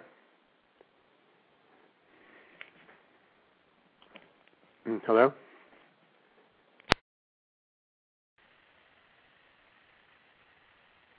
I can hear. I can hear you. It seems Mr. Bernstein might have dropped off. Hopefully, he will call back in, and you can finish your question. I see someone also put their hand up. I will get you in a second. Hang tight. Hopefully, Mr. Bernstein will bring us back. Again, I've never had this much interference in doing a program. I suspect white people are not pleased with this show. Oh, he called back. Here we go. We got you, Mr. Bernstein. Thank you for calling back in. I appreciate it, sir. Sure. 253, if you want to finish up your question, he's back with us. All right, Mr. Bernstein. Yes. I was just saying that's very interesting that you would say that you haven't been mistreated or haven't observed any type of mistreatment while traveling to other countries. My parents are both from Vietnam, and they told me, like, I had asked if they wanted to go visit there. I've never visited there and would like to see where my parents have lived and whatnot. They actually recommended that I do not go back to Vietnam because of the security and because of the way I would be treated in Vietnam. However, that if I went with a white person, that I would be just fine. Mm-hmm. So, well, that's interesting. You are of Vietnamese ancestry yourself. Your parents are from Vietnam, and they are Vietnamese, ethnically Vietnamese, you mean? I suppose that would be what we would be classified as. Yeah. Yes. Okay. Well, because I guess listen, I don't know what it's like for somebody to visit Vietnam who's not in the company of a white person, but I certainly know that an awful lot of Vietnamese Americans do go. And I've been to Vietnam. I went to Vietnam 3 times, and while I was researching this book, and I was in Vietnam one time before on a journalistic trip. And the last 2 times I was in Vietnam, the last one time I was in Vietnam, I was there with my wife. Again, no bad experiences. I've never heard anybody express the worry that your parents have for you, and far be it from me to say that they're wrong. They probably know a lot more about it than I do, but I certainly have met other Vietnamese people of Vietnamese ancestry who were visiting Vietnam, and I don't have the impression that they felt that the security problem was particularly bad. So, And there's certainly, there are a lot of white. By the way, just as a matter of interest, this is off the subject, but because I was in the wrong place at the wrong time one night in Ho Chi Minh City, I fell into a bad group of men on motor scooters, and I was held up and robbed at knife point. Late at night, I was by myself. So, I don't think that being a white person in Vietnam necessarily buys you total security either. But, being mugged can happen any place in the world. It can happen in New York, too. It happened that it happened to me in Vietnam because I didn't, in New York I'm a little savvier. I have, know, where not to go late at night. I didn't know that in Saigon, and I got nailed. Hello? Yes, I'm there. But you're still, I was afraid that we might have gotten cut off again. Not this time, thankfully. Someone called in at 111-253. You're still there if you want to get another question or comment in. Someone called in at 111 and put a hand up. 111, are you there? Hotep victims. Greetings, sir. How are you doing? I don't know that I can be more intensely victimized. I'm sorry to hear that.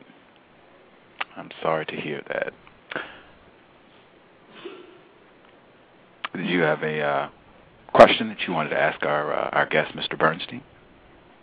I do have a comment. I don't think I have any questions for your guest. Okay. My comment is this. My tally with your white guest is 100%. 100% that, in principle, they are for everything in terms of promoting justice and what is righteous. And they will never do anything in practice to bring about justice.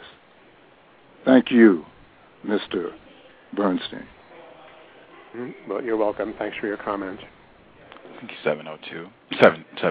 Thank you. I did want a question. 253, you're still with us if you want to get a question in as well. I did want to, very interesting. I did read your book cover to cover, and in doing so, we started with Rudyard Kipling, and we ended with Joseph Conrad, who is another white person who I generally get no argument. People concede, yeah, that guy's a racist, Heart of Darkness, racist. Yeah, he's pretty much just explicitly talking about how white supremacy and dominating non-white people, heathen non-white people. And you ended your book talking about that and even making a comparison in some sense in saying some of these white people who go to these non-white areas, excuse me, and sexually exploit non-white people who are in a tough position. It's kind of reminiscent of what Mr. Conrad was talking about in Heart of Darkness, unless, I misinterpreted your reading. Well, I think you have a bit. It certainly wasn't my okay. intention. I do mention Conrad, but he doesn't figure very prominently. It's in the last chapter. Conrad in the last chapter?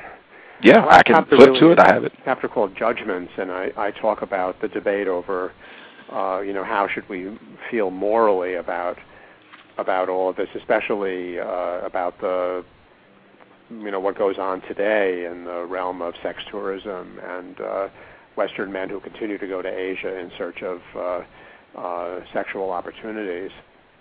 Where I think, and I come across, the truth is that I personally found it hard to make judgments, or certainly sweeping judgments. On the one hand, there's no question, and I certainly describe it this way in the book, and I talk very, explicitly about it in the book this way as a, it's a sleazy picture, and I don't have particular, admiration for men who go to Asia or live in Asia, because they are, interested in the opportunities that are there with Western women, or who, sort of pack their suitcase full of condoms and head off to Thailand for a week or two of sex, in the go-go bars or the massage parlors or what have you. And on the other hand, I'm not I'm a little bit unwilling to see it as a sort of naked exploitation. There are plenty of illustrations of naked exploitation. And by the way, I've been criticized in some reviews for this, but I haven't been persuaded by any of the arguments that I've seen in these reviews. By and large, with the exceptions of the men who go there for sex with children, and there are such men, but leaving them out of the picture for the moment, the men who are going to Thailand or the Philippines, or who live there and go to the go-go bars or the massage parlors, they are doing it with women who are of age and of women who are agreeing to do it. I mean, Thailand. I don't think. I mean, I interviewed Thai politicians about this. I interviewed people involved in social reform in Thailand. I interviewed women who were very offended by the Thai women who were very offended by the notion of sex tourism, but I didn't meet anybody who said these women are slaves, that they're forced to do what they're doing. Most of them come from an area of Thailand called the Isan. It's the 3 provinces in the northeast that are the poorest in the region. And they are going down to Bangkok because they can make 20 times as much money in a couple of years working the bars or massage parlors in Bangkok than they could make, working back home. They're also, it's not as though the alternative for these women is to lead, kind of upper crust, to be soccer moms from Shaker Heights or something like that. The alternative for these women is usually pretty grim. It isn't as though these white men, looking for sex in Southeast Asia are tearing these women away from some kind of wonderful life and forcing them to demean themselves sexually and therefore exploiting them. There's a certain degree of mutuality in the exploitation. And that's wait, hold on a second. That just mutuality in the exploitation. I just want everybody to think about. I just want our listeners to think. Now, does that make logical sense given what you've heard on this program? Mutuality of the exploitation, where you've already conceded a lot of these non-white females are in a very tough predicament. I just want everybody listening to think. Now, does that make sense to me? Well, and I did want to point out because we had a couple. Let me explain what I mean by that. Okay. We had 2 callers, too, so if you could. Yeah, okay. Well, let's take the call then. Let's take the calls, and maybe we'll get back to it. Okay. I'll make sure you get time to finish your point, sir. 831. 831? Hello? With us? I can hear you. 831. Sorry.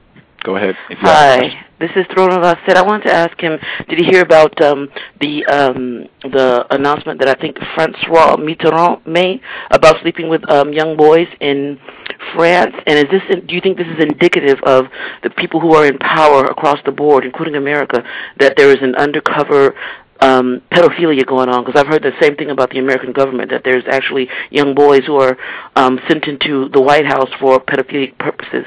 Did you know anything about this? We did talk about Mitterrand. It wasn't Francois Mitterrand. It's a nephew of Francois Mitterrand who wrote in a memoir in 2005 that he paid to have sex with boys in Southeast Asia, and that's a bit of a scandal now going on in France. We did talk about that earlier, ma'am, and you must have missed that part of the program.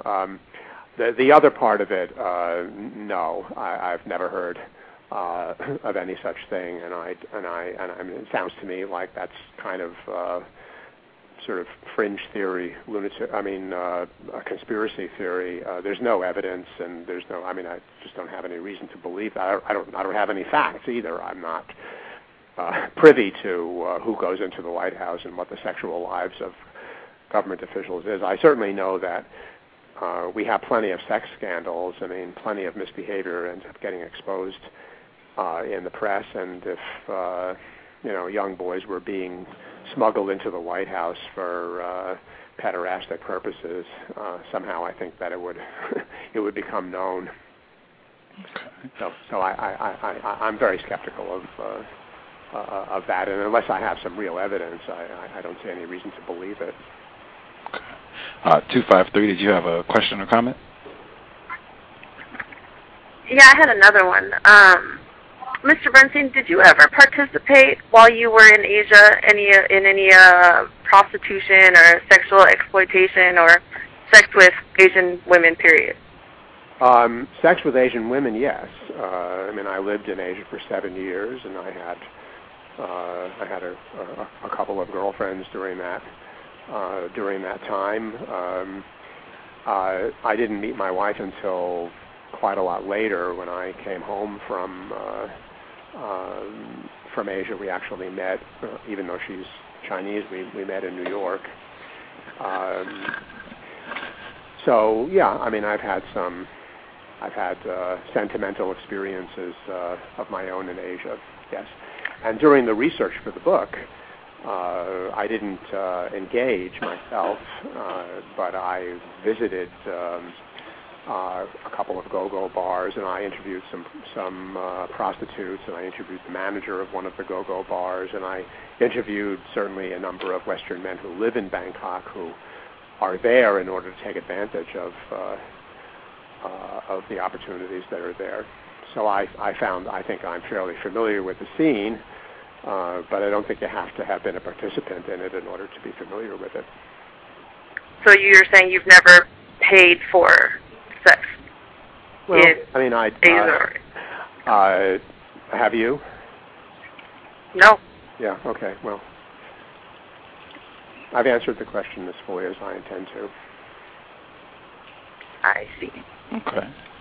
I did want to make sure I gave you an opportunity. I wanted to give you a chance to finish up your statement before we wrap up. But I did have the passage where you were speaking about the heart of darkness, and you said, I felt a power of repulsion for the man for his being unwilling to grow old with more dignity, for his being an old lecher who clearly had bought the companionship of his Filipino girlfriend, setting himself up like a sort of Mr. Kurtz in Conrad's Heart of Darkness, subjecting his attendant. You know, but don't forget, Gus, first of all, Kurtz... Well, wait a minute, because you said that you thought I was misinterpreting you, and this sounds exactly like what I said, that you were comparing some of these white people who go and sexually exploit the non-white females to exactly what a explicit white supremacist talked about in his book. Now, if I'm incorrect, let me know, but that sounds exactly like what I'm saying. Well, but you're taking it out of context, and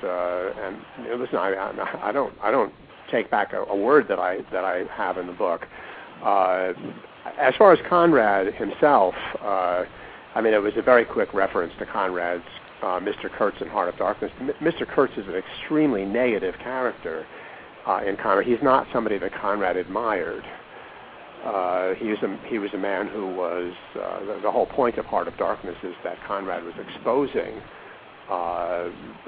the arrogance and the kind of Mephistophelian character of this guy Kurtz, who exploited and misused the power that he had in the colonial situation in Africa. So I don't think that Heart of Darkness illustrates Conrad himself as a white supremacist. I think it illustrates him as a critic of white supremacy. And as far as the guy that I'm talking about a guy that I saw in the Philippines years ago. It's at the beginning of this chapter called Judgments, who I see with a young Filipino woman. And yes, my first reaction was one of revulsion, and to think of him as Kurtz, a guy who was exploiting his power maliciously and in a sort of ugly way. That was my first reaction. And then as I thought about it a little bit more, I thought about it in a little bit more nuanced way, and I used that to sort of show how difficult, in fact, it is for me to really. I don't approve, but I also don't condemn these men. It all depends on what the attitude of the woman that he was with was, and I allow for the possibility that it might have been the best that she could make of a bad bargain in life. I doubt very much that she was in love with the man, or that he represented some kind of a romantic ideal for her. But in taking care of him and in accompanying him, she was being paid. Maybe she was sending her younger sister and brother to school. Maybe she advertised herself in one of these magazines that used to be published in those days. You can get them online now. There are thousands and thousands of Asian women who are advertising themselves to have a relationship with a Western man. They want it. They're volunteering for it. It's sad. I mean, it's extremely sad that women are in the position of having to do that. But when the man answers the ad and says, "Yes, okay, I'll enter into this financial bargain with you. I will buy the charm of your company in my closing years, and I will solve your economic problems and the economic problems of your family." It's a harsh bargain in an ugly world. I fully recognize that, but I'm not quite ready to condemn the man who strikes that bargain with a woman. That was what I was making in that chapter, in that passage. Okay, and I also want to make sure, because I think this is very important. Not only are you writing from the perspective of a white man, and what I'm saying is the system of white supremacy, you are also writing from the perspective of a white man who is married to an Asian female. How much of an impact do you think that has on how you view these relationships? Well, I mean, it has. I suppose it might have some impact, but I think that I have, and I think I have the ability to see past my own personal experience and to recognize that that my experience is a very individual one. I don't know really what it illustrates. I think that my interest in the topic came because I lived in Asia, because I saw this attraction. I saw that for Western men living in Asia, to have an Asian girlfriend was part of the adventure, and I think it continues to be part of the adventure. And so it was, my personal observation, and to some extent my personal experience. The other caller wanted to know whether I'd ever paid for sex. I just think that's irrelevant, and I didn't want to answer that question. If I say no, she'll think I'm lying, and if I say yes, it's not relevant. It's not important whether I did or not. So I didn't want to answer, sort of like, have you stopped beating your wife yet? That kind of question. I didn't want to answer it. But my own personal experiences, yes, it informs the topic to some extent. It makes me interested in it, but it doesn't govern everything that I think and feel about it. Do you think someone could read this book and knowing, because you do mention it in the book that you're married to an Asian female, that someone could read this book, and particularly when they read the last chapter, and you summarized it briefly for us, where you talk about in the last chapter, judgment, that you don't want to judge the white people who do this. You don't want to judge them as being, monsters who are just going over here and exploiting these poor Asian females or wherever they happen to be in the world. And you also don't want to judge the non-white females who are doing this, like, oh my gosh, don't you have more respect for yourself? I can't believe you would do this sort of thing, and not, wanting to judge either one of these people.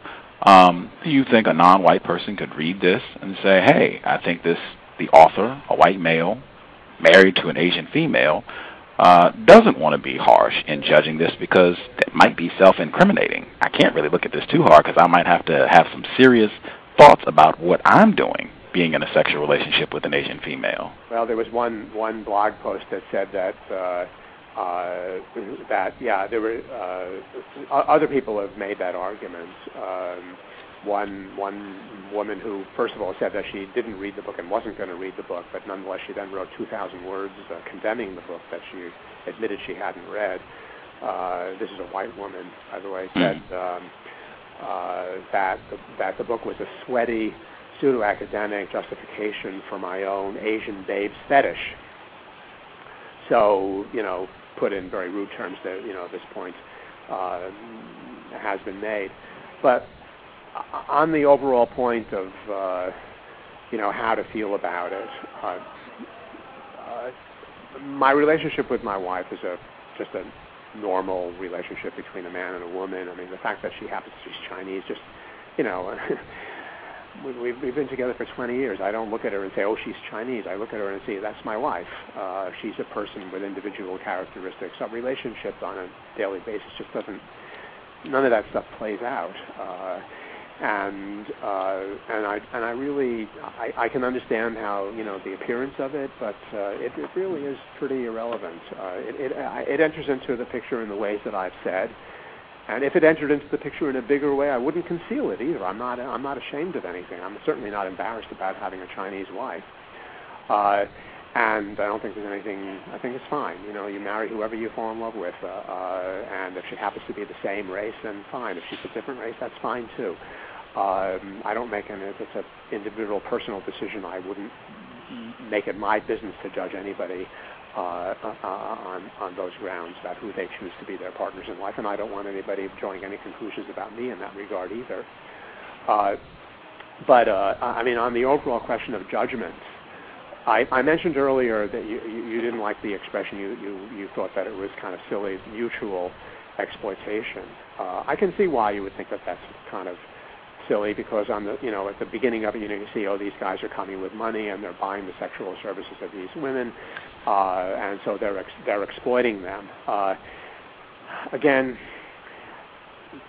what is exploitation? Slaves were certainly exploited.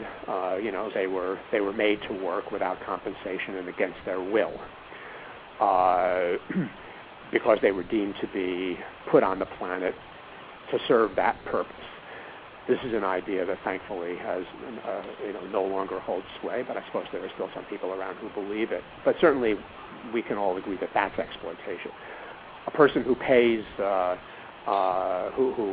pays very, very low survival wages and gets rich on that is also, I would say, exploiting somebody.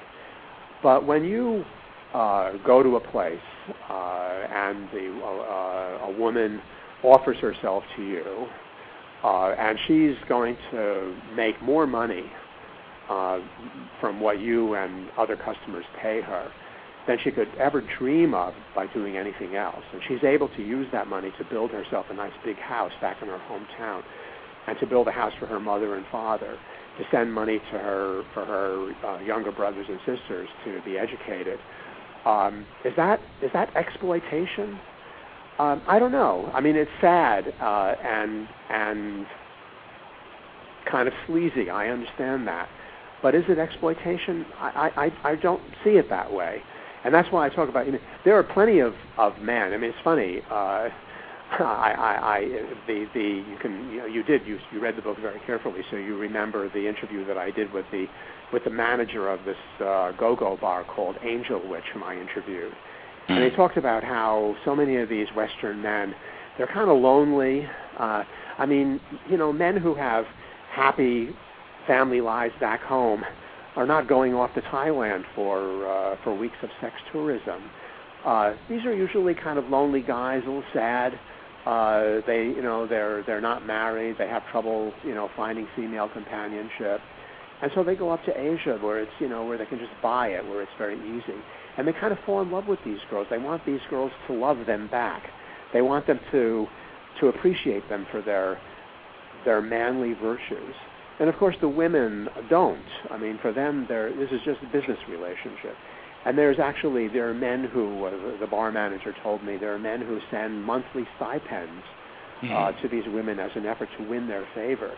And you see them in the internet cafes on this, you know, in Bangkok, sending, you know, messages to 3 or 4 different men in different places of the world saying, I miss you, I love you, and I can't wait for you to come back to Bangkok. It's to keep the money coming in. There is a certain mutuality in that sense. These women actually, it might seem strange to you, but they exercise a certain power over their customers in that regard. And they're getting what they want from them. They're getting money. The men are interested in sex. The women are interested in money. They're both getting what they want. Is that exploitation?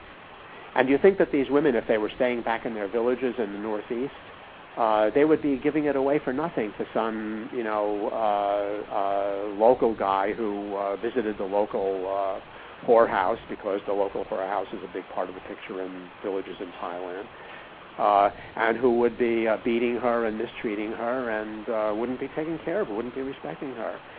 It's not like, they're being, as I said before, they're being torn away from some kind of ideal life. They're doing it because they think it's the best option that they have available to them. And the way to end it would be to eliminate rural poverty. And some of the people that I interviewed in Thailand, I mean, one guy in particular who's, I think he ought to win the Nobel Peace Prize. I mean, he's a great guy who has done more in the area of economic development in Thai rural areas than any other person that I know of. Who's, he says, look at, okay, just more or less what I just said. Is it okay? It's a kind of foreign aid. Would it be better to give military aid? Would it be better to be selling, giving us weapons, like the American government does? Would it be better to be giving government handouts that ends up lining the pockets of corrupt bureaucrats anyway? At least this is money that's going into the hands of the people who can use it. And he doesn't condemn it either, a Thai social reformer. So I don't, I just don't think that the picture is all that simple and easy, and that's why I morally I don't. It's easy to preach, easy to preach morality to other people, but the real world is what it is, and people have to do what they have to do in order to survive in it. Okay. I wanted to check before we wrap things up. 253, did you have a final comment or question for Mr. Bernstein? Not this time, thank you. Okie dokie. As I said, I thoroughly enjoyed the book. I learned a lot that I just was ignorant about before. I learned a lot. Book, The East, the West, and Sex. Again, wanted to point out, page 12 of the book, Mr. Bernstein, there would appear to be a complicated mixture of image and experience at play here. But almost everything in this picture relates to the experience of colonial power. I just scratch out colonial power and put in the system of white supremacy. I could be incorrect. Hopefully, if you listen to the program, you can hear what was said and come to your own conclusions. Definitely want to thank Mr. Bernstein. Thank you for taking time out of your Saturday afternoon to hang out with us here on the C.O.W.S. Learned a lot from the book and learned a lot from having you on the program. Thank you so much, sir. Well, thank you. I very much appreciate your having me. It was very enjoyable and fascinating for me, too. For sure. He also, Mr. Bernstein, also wrote Ultimate Journey, and he continues to write a column, unless I'm incorrect, for the International Herald Tribune. Is that correct? You are correct. Okay. We will definitely look out for the column, and The East, the West, and Sex. Very interesting read. Think you'll learn a lot. Mr. Richard Bernstein, thank you for joining us today, sir. Thanks a lot. Mm-hmm. Bye-bye now. All right. C.O.W.S., interesting program. I hope everyone who listens to this program keeps in mind he is married to an Asian female. We had a couple people who were still on the line. If you have questions or comments before we wrap up, if you'd like to say anything, please go ahead.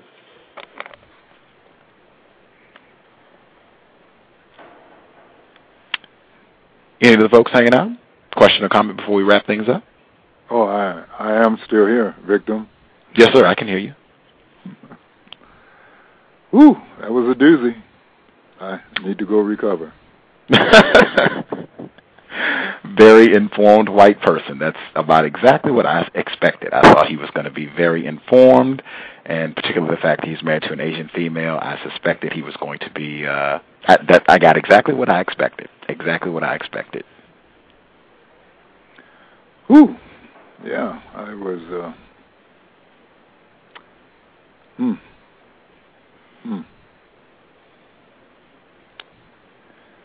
And I wish that your co-host would have had more questions, but she is a wise one.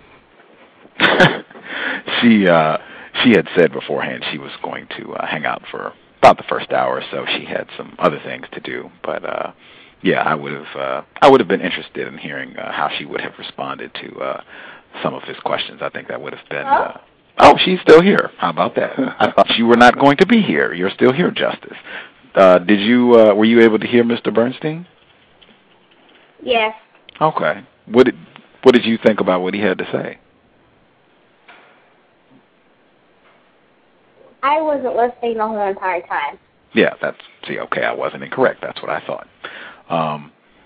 Yeah, Victor, he was... I'm sorry? I did have a question because I missed some of the show. Did he ever say exactly why he took such an interest in writing the book? At the very beginning, he said that he's been a journalist for a long time. He worked for Time Magazine and the New York Times. And he said that he spent a lot of time. He said he's been to all of the so-called Asian countries, and he saw tons of white people there in sexual relationships with Asian females, and that it fascinated him. It seemed like something of interest. He talked to his publishers, and they said, yeah, we think this would be interesting. You should go ahead and do a book on it. I suspect the fact that he's married to an Asian female probably motivated him to do this research at some level, perhaps. But basically he said, yeah, he had been in all these Asian countries and was seeing so many white people there in sexual relationships with Asian females, so he decided to further explore. I see. Oh, man, did he agree with your definition of white supremacy? He said that he felt it was true, that there's a lot of historical evidence to support white people have dominated non-white people, but he thinks right now things have changed. We have a so-called, his term was multiracial, multi-ethnic society here in this area of the world, and China is coming up and doing big things. So he didn't think that was as applicable now. He felt that what we have now is a legacy of Western domination. I believe that was the term that he used. That was very confusing. Yeah, I told him I felt my definition was more accurate. In his book, he uses the terms West and East predominantly. He generally does not reference the white people who are going and doing these acts as white people. They generally just get referenced as Westerners, colonists. Those are the terms he generally uses to reference white people. But on the program, he was much more explicit in saying white people. And I just want to be direct and as honest as I can. I do suspect that he was a master of deception. I am certain. Just as I said, him not using correct words, I don't think legacy of Western domination is the most correct term. He said mutually exploitive. You all can listen and make your own decision if you think that makes sense for what we were talking about in this particular situation. And again, in his book, he says if this were the other way around, non-white people were going to white areas doing this, I don't think white people would have the same view of what's going on. I think they would have a very different view if you had a lot of non-white people from so-called Zimbabwe or Ethiopia plopping down in Wisconsin and shacking up with 15-year-old white women. I think white people would have a very different view on this, but I could be wrong. And one last comment. I know you one last comment. I do find it extremely curious how once you point out to your white guest that they've said something completely opposite of what they say, that may seem as though they're saying there is no white supremacy. And then once you point out they say something that says there is, it's just curious to me what is going on in their minds, because I say, well, they've obviously done quite a bit of research, and do they just have total amnesia? It's a very curious thing, a very confusing thing. I have noted that as well. I think some of the other non-white people who've called the program have noted a very similar trend where white people will come on the program and say one thing, and then when they're reminded of something that they said in their literature, and it presents a contradiction, then, they're left to explain this. I can only attribute it to racism, white supremacy. Number one, I suspect that a lot of these white people probably are not writing their book thinking that non-white people are going to be reading their work, and I definitely think that a lot of these white people have no thought that non-white people who are focused on replacing white supremacy with justice are going to be reading their books and pruning them to see if it makes sense with, what they know about the system of white supremacy. So I think that's a major part of it. And I also think, and I've had white people tell me that white people are trained to be confusing and deceptive when they talk to non-white people about racism, white supremacy. So I think it's probably a little bit of both. Them just talking to non-white people and not being clear. I think white people have even come on this program and said that.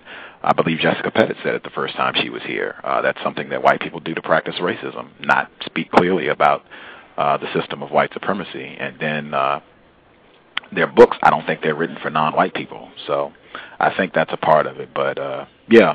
And I also, for some reason, I suspect a lot of these people are accustomed to doing interviews with people who have not read their book entirely. I have gotten that impression the more these shows have gone along. I know John Potash, who was on last weekend, he said he would send me a book, but he said, you gotta promise me that you're going to read the whole thing. And I almost wanted to tell him, do you know who I am? I have a reputation here to uphold. I'm not going to bring a white person on this show and not read their book, because I've just seen too many times where they have been contradictory to things that they've written in their book. And a lot of times these white people have a lot of, helpful information in their work. Mr. Bernstein, a lot of good information in this book that I didn't know anything about before I read it. And I can say that for pretty much every white person I've had on the show. So I think they might be accustomed to doing shows where people haven't read their book, so they can just kind of say whatever they want, and people don't really challenge them because they haven't read the book. But yeah, I have observed the same thing. It is very interesting. I plan to stay on my toes and continue to read the work of anybody that comes on the show, so that we can continue to see if this happens. People come here and deviating from what they wrote in their work. And I must say I'm so grateful and extremely thankful for the excellent job you do in exposing them. Not just for myself, but for all of us who are confused. We need it. I am confused as well. I am thankful if you find it constructive, worthy of your time and energy. Share it with other non-white people. We need more. We need more help. I'm still confused, and we need to get better. Again, Justice, she would have talked more today, but she had said she was going to be kind of in and out of the program. She's out doing things today, so hopefully we'll have her back hanging out doing her thing when we get back. Thank you, everyone, for listening to the broadcast. I appreciate the support. We'll be back tomorrow. We have Mark Riding. He'll be on the program at 4 p.m. Eastern, 3 p.m. Central, 1 p.m. Pacific. Mark Riding, he was just in Newsweek. They had an article with a white infant on the front. It was about racism. Had an article on him. Mr. Riding, he is a black male. He adopted a white female child. Just very interesting. You can, if you look at this description for tomorrow's program, you'll see a link where you can read the article from Newsweek that talked about him. He's also been on NPR. You can see the link for when he was on NPR. You can click that and check out what he had to say. But he'll be here tomorrow, 4 p.m. Eastern, 1 p.m. Pacific. Dr. Yafa Bey, she will also be here tomorrow. All about words. She does a lot of important work about how to use a dictionary correctly, the importance of knowing what words mean, getting the definitions of words when people talk to you, and how people can use words to be deceptive, and particularly manipulating what words mean so that they can mistreat you when they talk to you. I think that's very important. Non-white people need that. That would help us a lot, I think, in working against racism. But she'll be here tomorrow at 7:30 p.m. Eastern, 4:30 p.m. Pacific. Please check my blog, Racism nonwhite-notes.blogspot.com. Check back of the bus's blog as well, nonwhitealliance.wordpress.com. We'll be back tomorrow. Thank you all for listening to the program. If anybody's there, if you have a final thought before we sign off, go right ahead. I have a question. Yes, ma'am. Yes. This is totally off subject, but when an enforcement official pulls you over, or when they radar you, I'm sorry, I'm being pulled over by an enforcement official right now. Oh my gosh. If they radar you or, whatever, don't they have to be sitting still to catch you? Or catch your speed? Or can they be driving? Does anyone know? I have seen enforcement officials who are in motion use radar detector to gauge speed. I think they might have the technology where they can be in motion and still use radar to detect your speed. I see. Okay. I was unaware. I thought that they had to be sitting still. So, anyhow. Great. Thanks for answering that question. It's awful. Yeah. We're going to do a show on that, so hopefully we'll get better information on what to do when you are stopped by enforcement officials. That's coming down the road next month. We'll have a white former chief of police in Seattle, Washington, to talk about what you can do to minimize your victimization when you have contact with police officials. So I'll make sure to ask him about that, but I think, they can be in motion and do it, but I'll make sure to ask him to get clarification on that. Excellent questions. People in the chat room said you were all-star today with your questions. This is 253, Kim, I believe. Excellent questions. They appreciated you going at Mr. Bernstein and asking him tough questions. I did as well. Excellent job, ma'am. Thank you. Indeed. Very interesting show. Thank you for calling in. I appreciate the support. 720, did you have anything else? Oh, I was agreeing with you. Her questions were excellent. Oh, gotcha. That's going to call it a day then, ladies and gentlemen. Thank you, everyone, for listening to the program. Justice and Gus T Renegade. We will be back. Hopefully, the enforcement official will let my pal at 253 go so she can continue with her Saturday. I hope everybody out is having a constructive day. We will be back to hopefully provide information to replace white supremacy with justice as soon as possible. Gus T Renegade and Justice signing off. Thank you.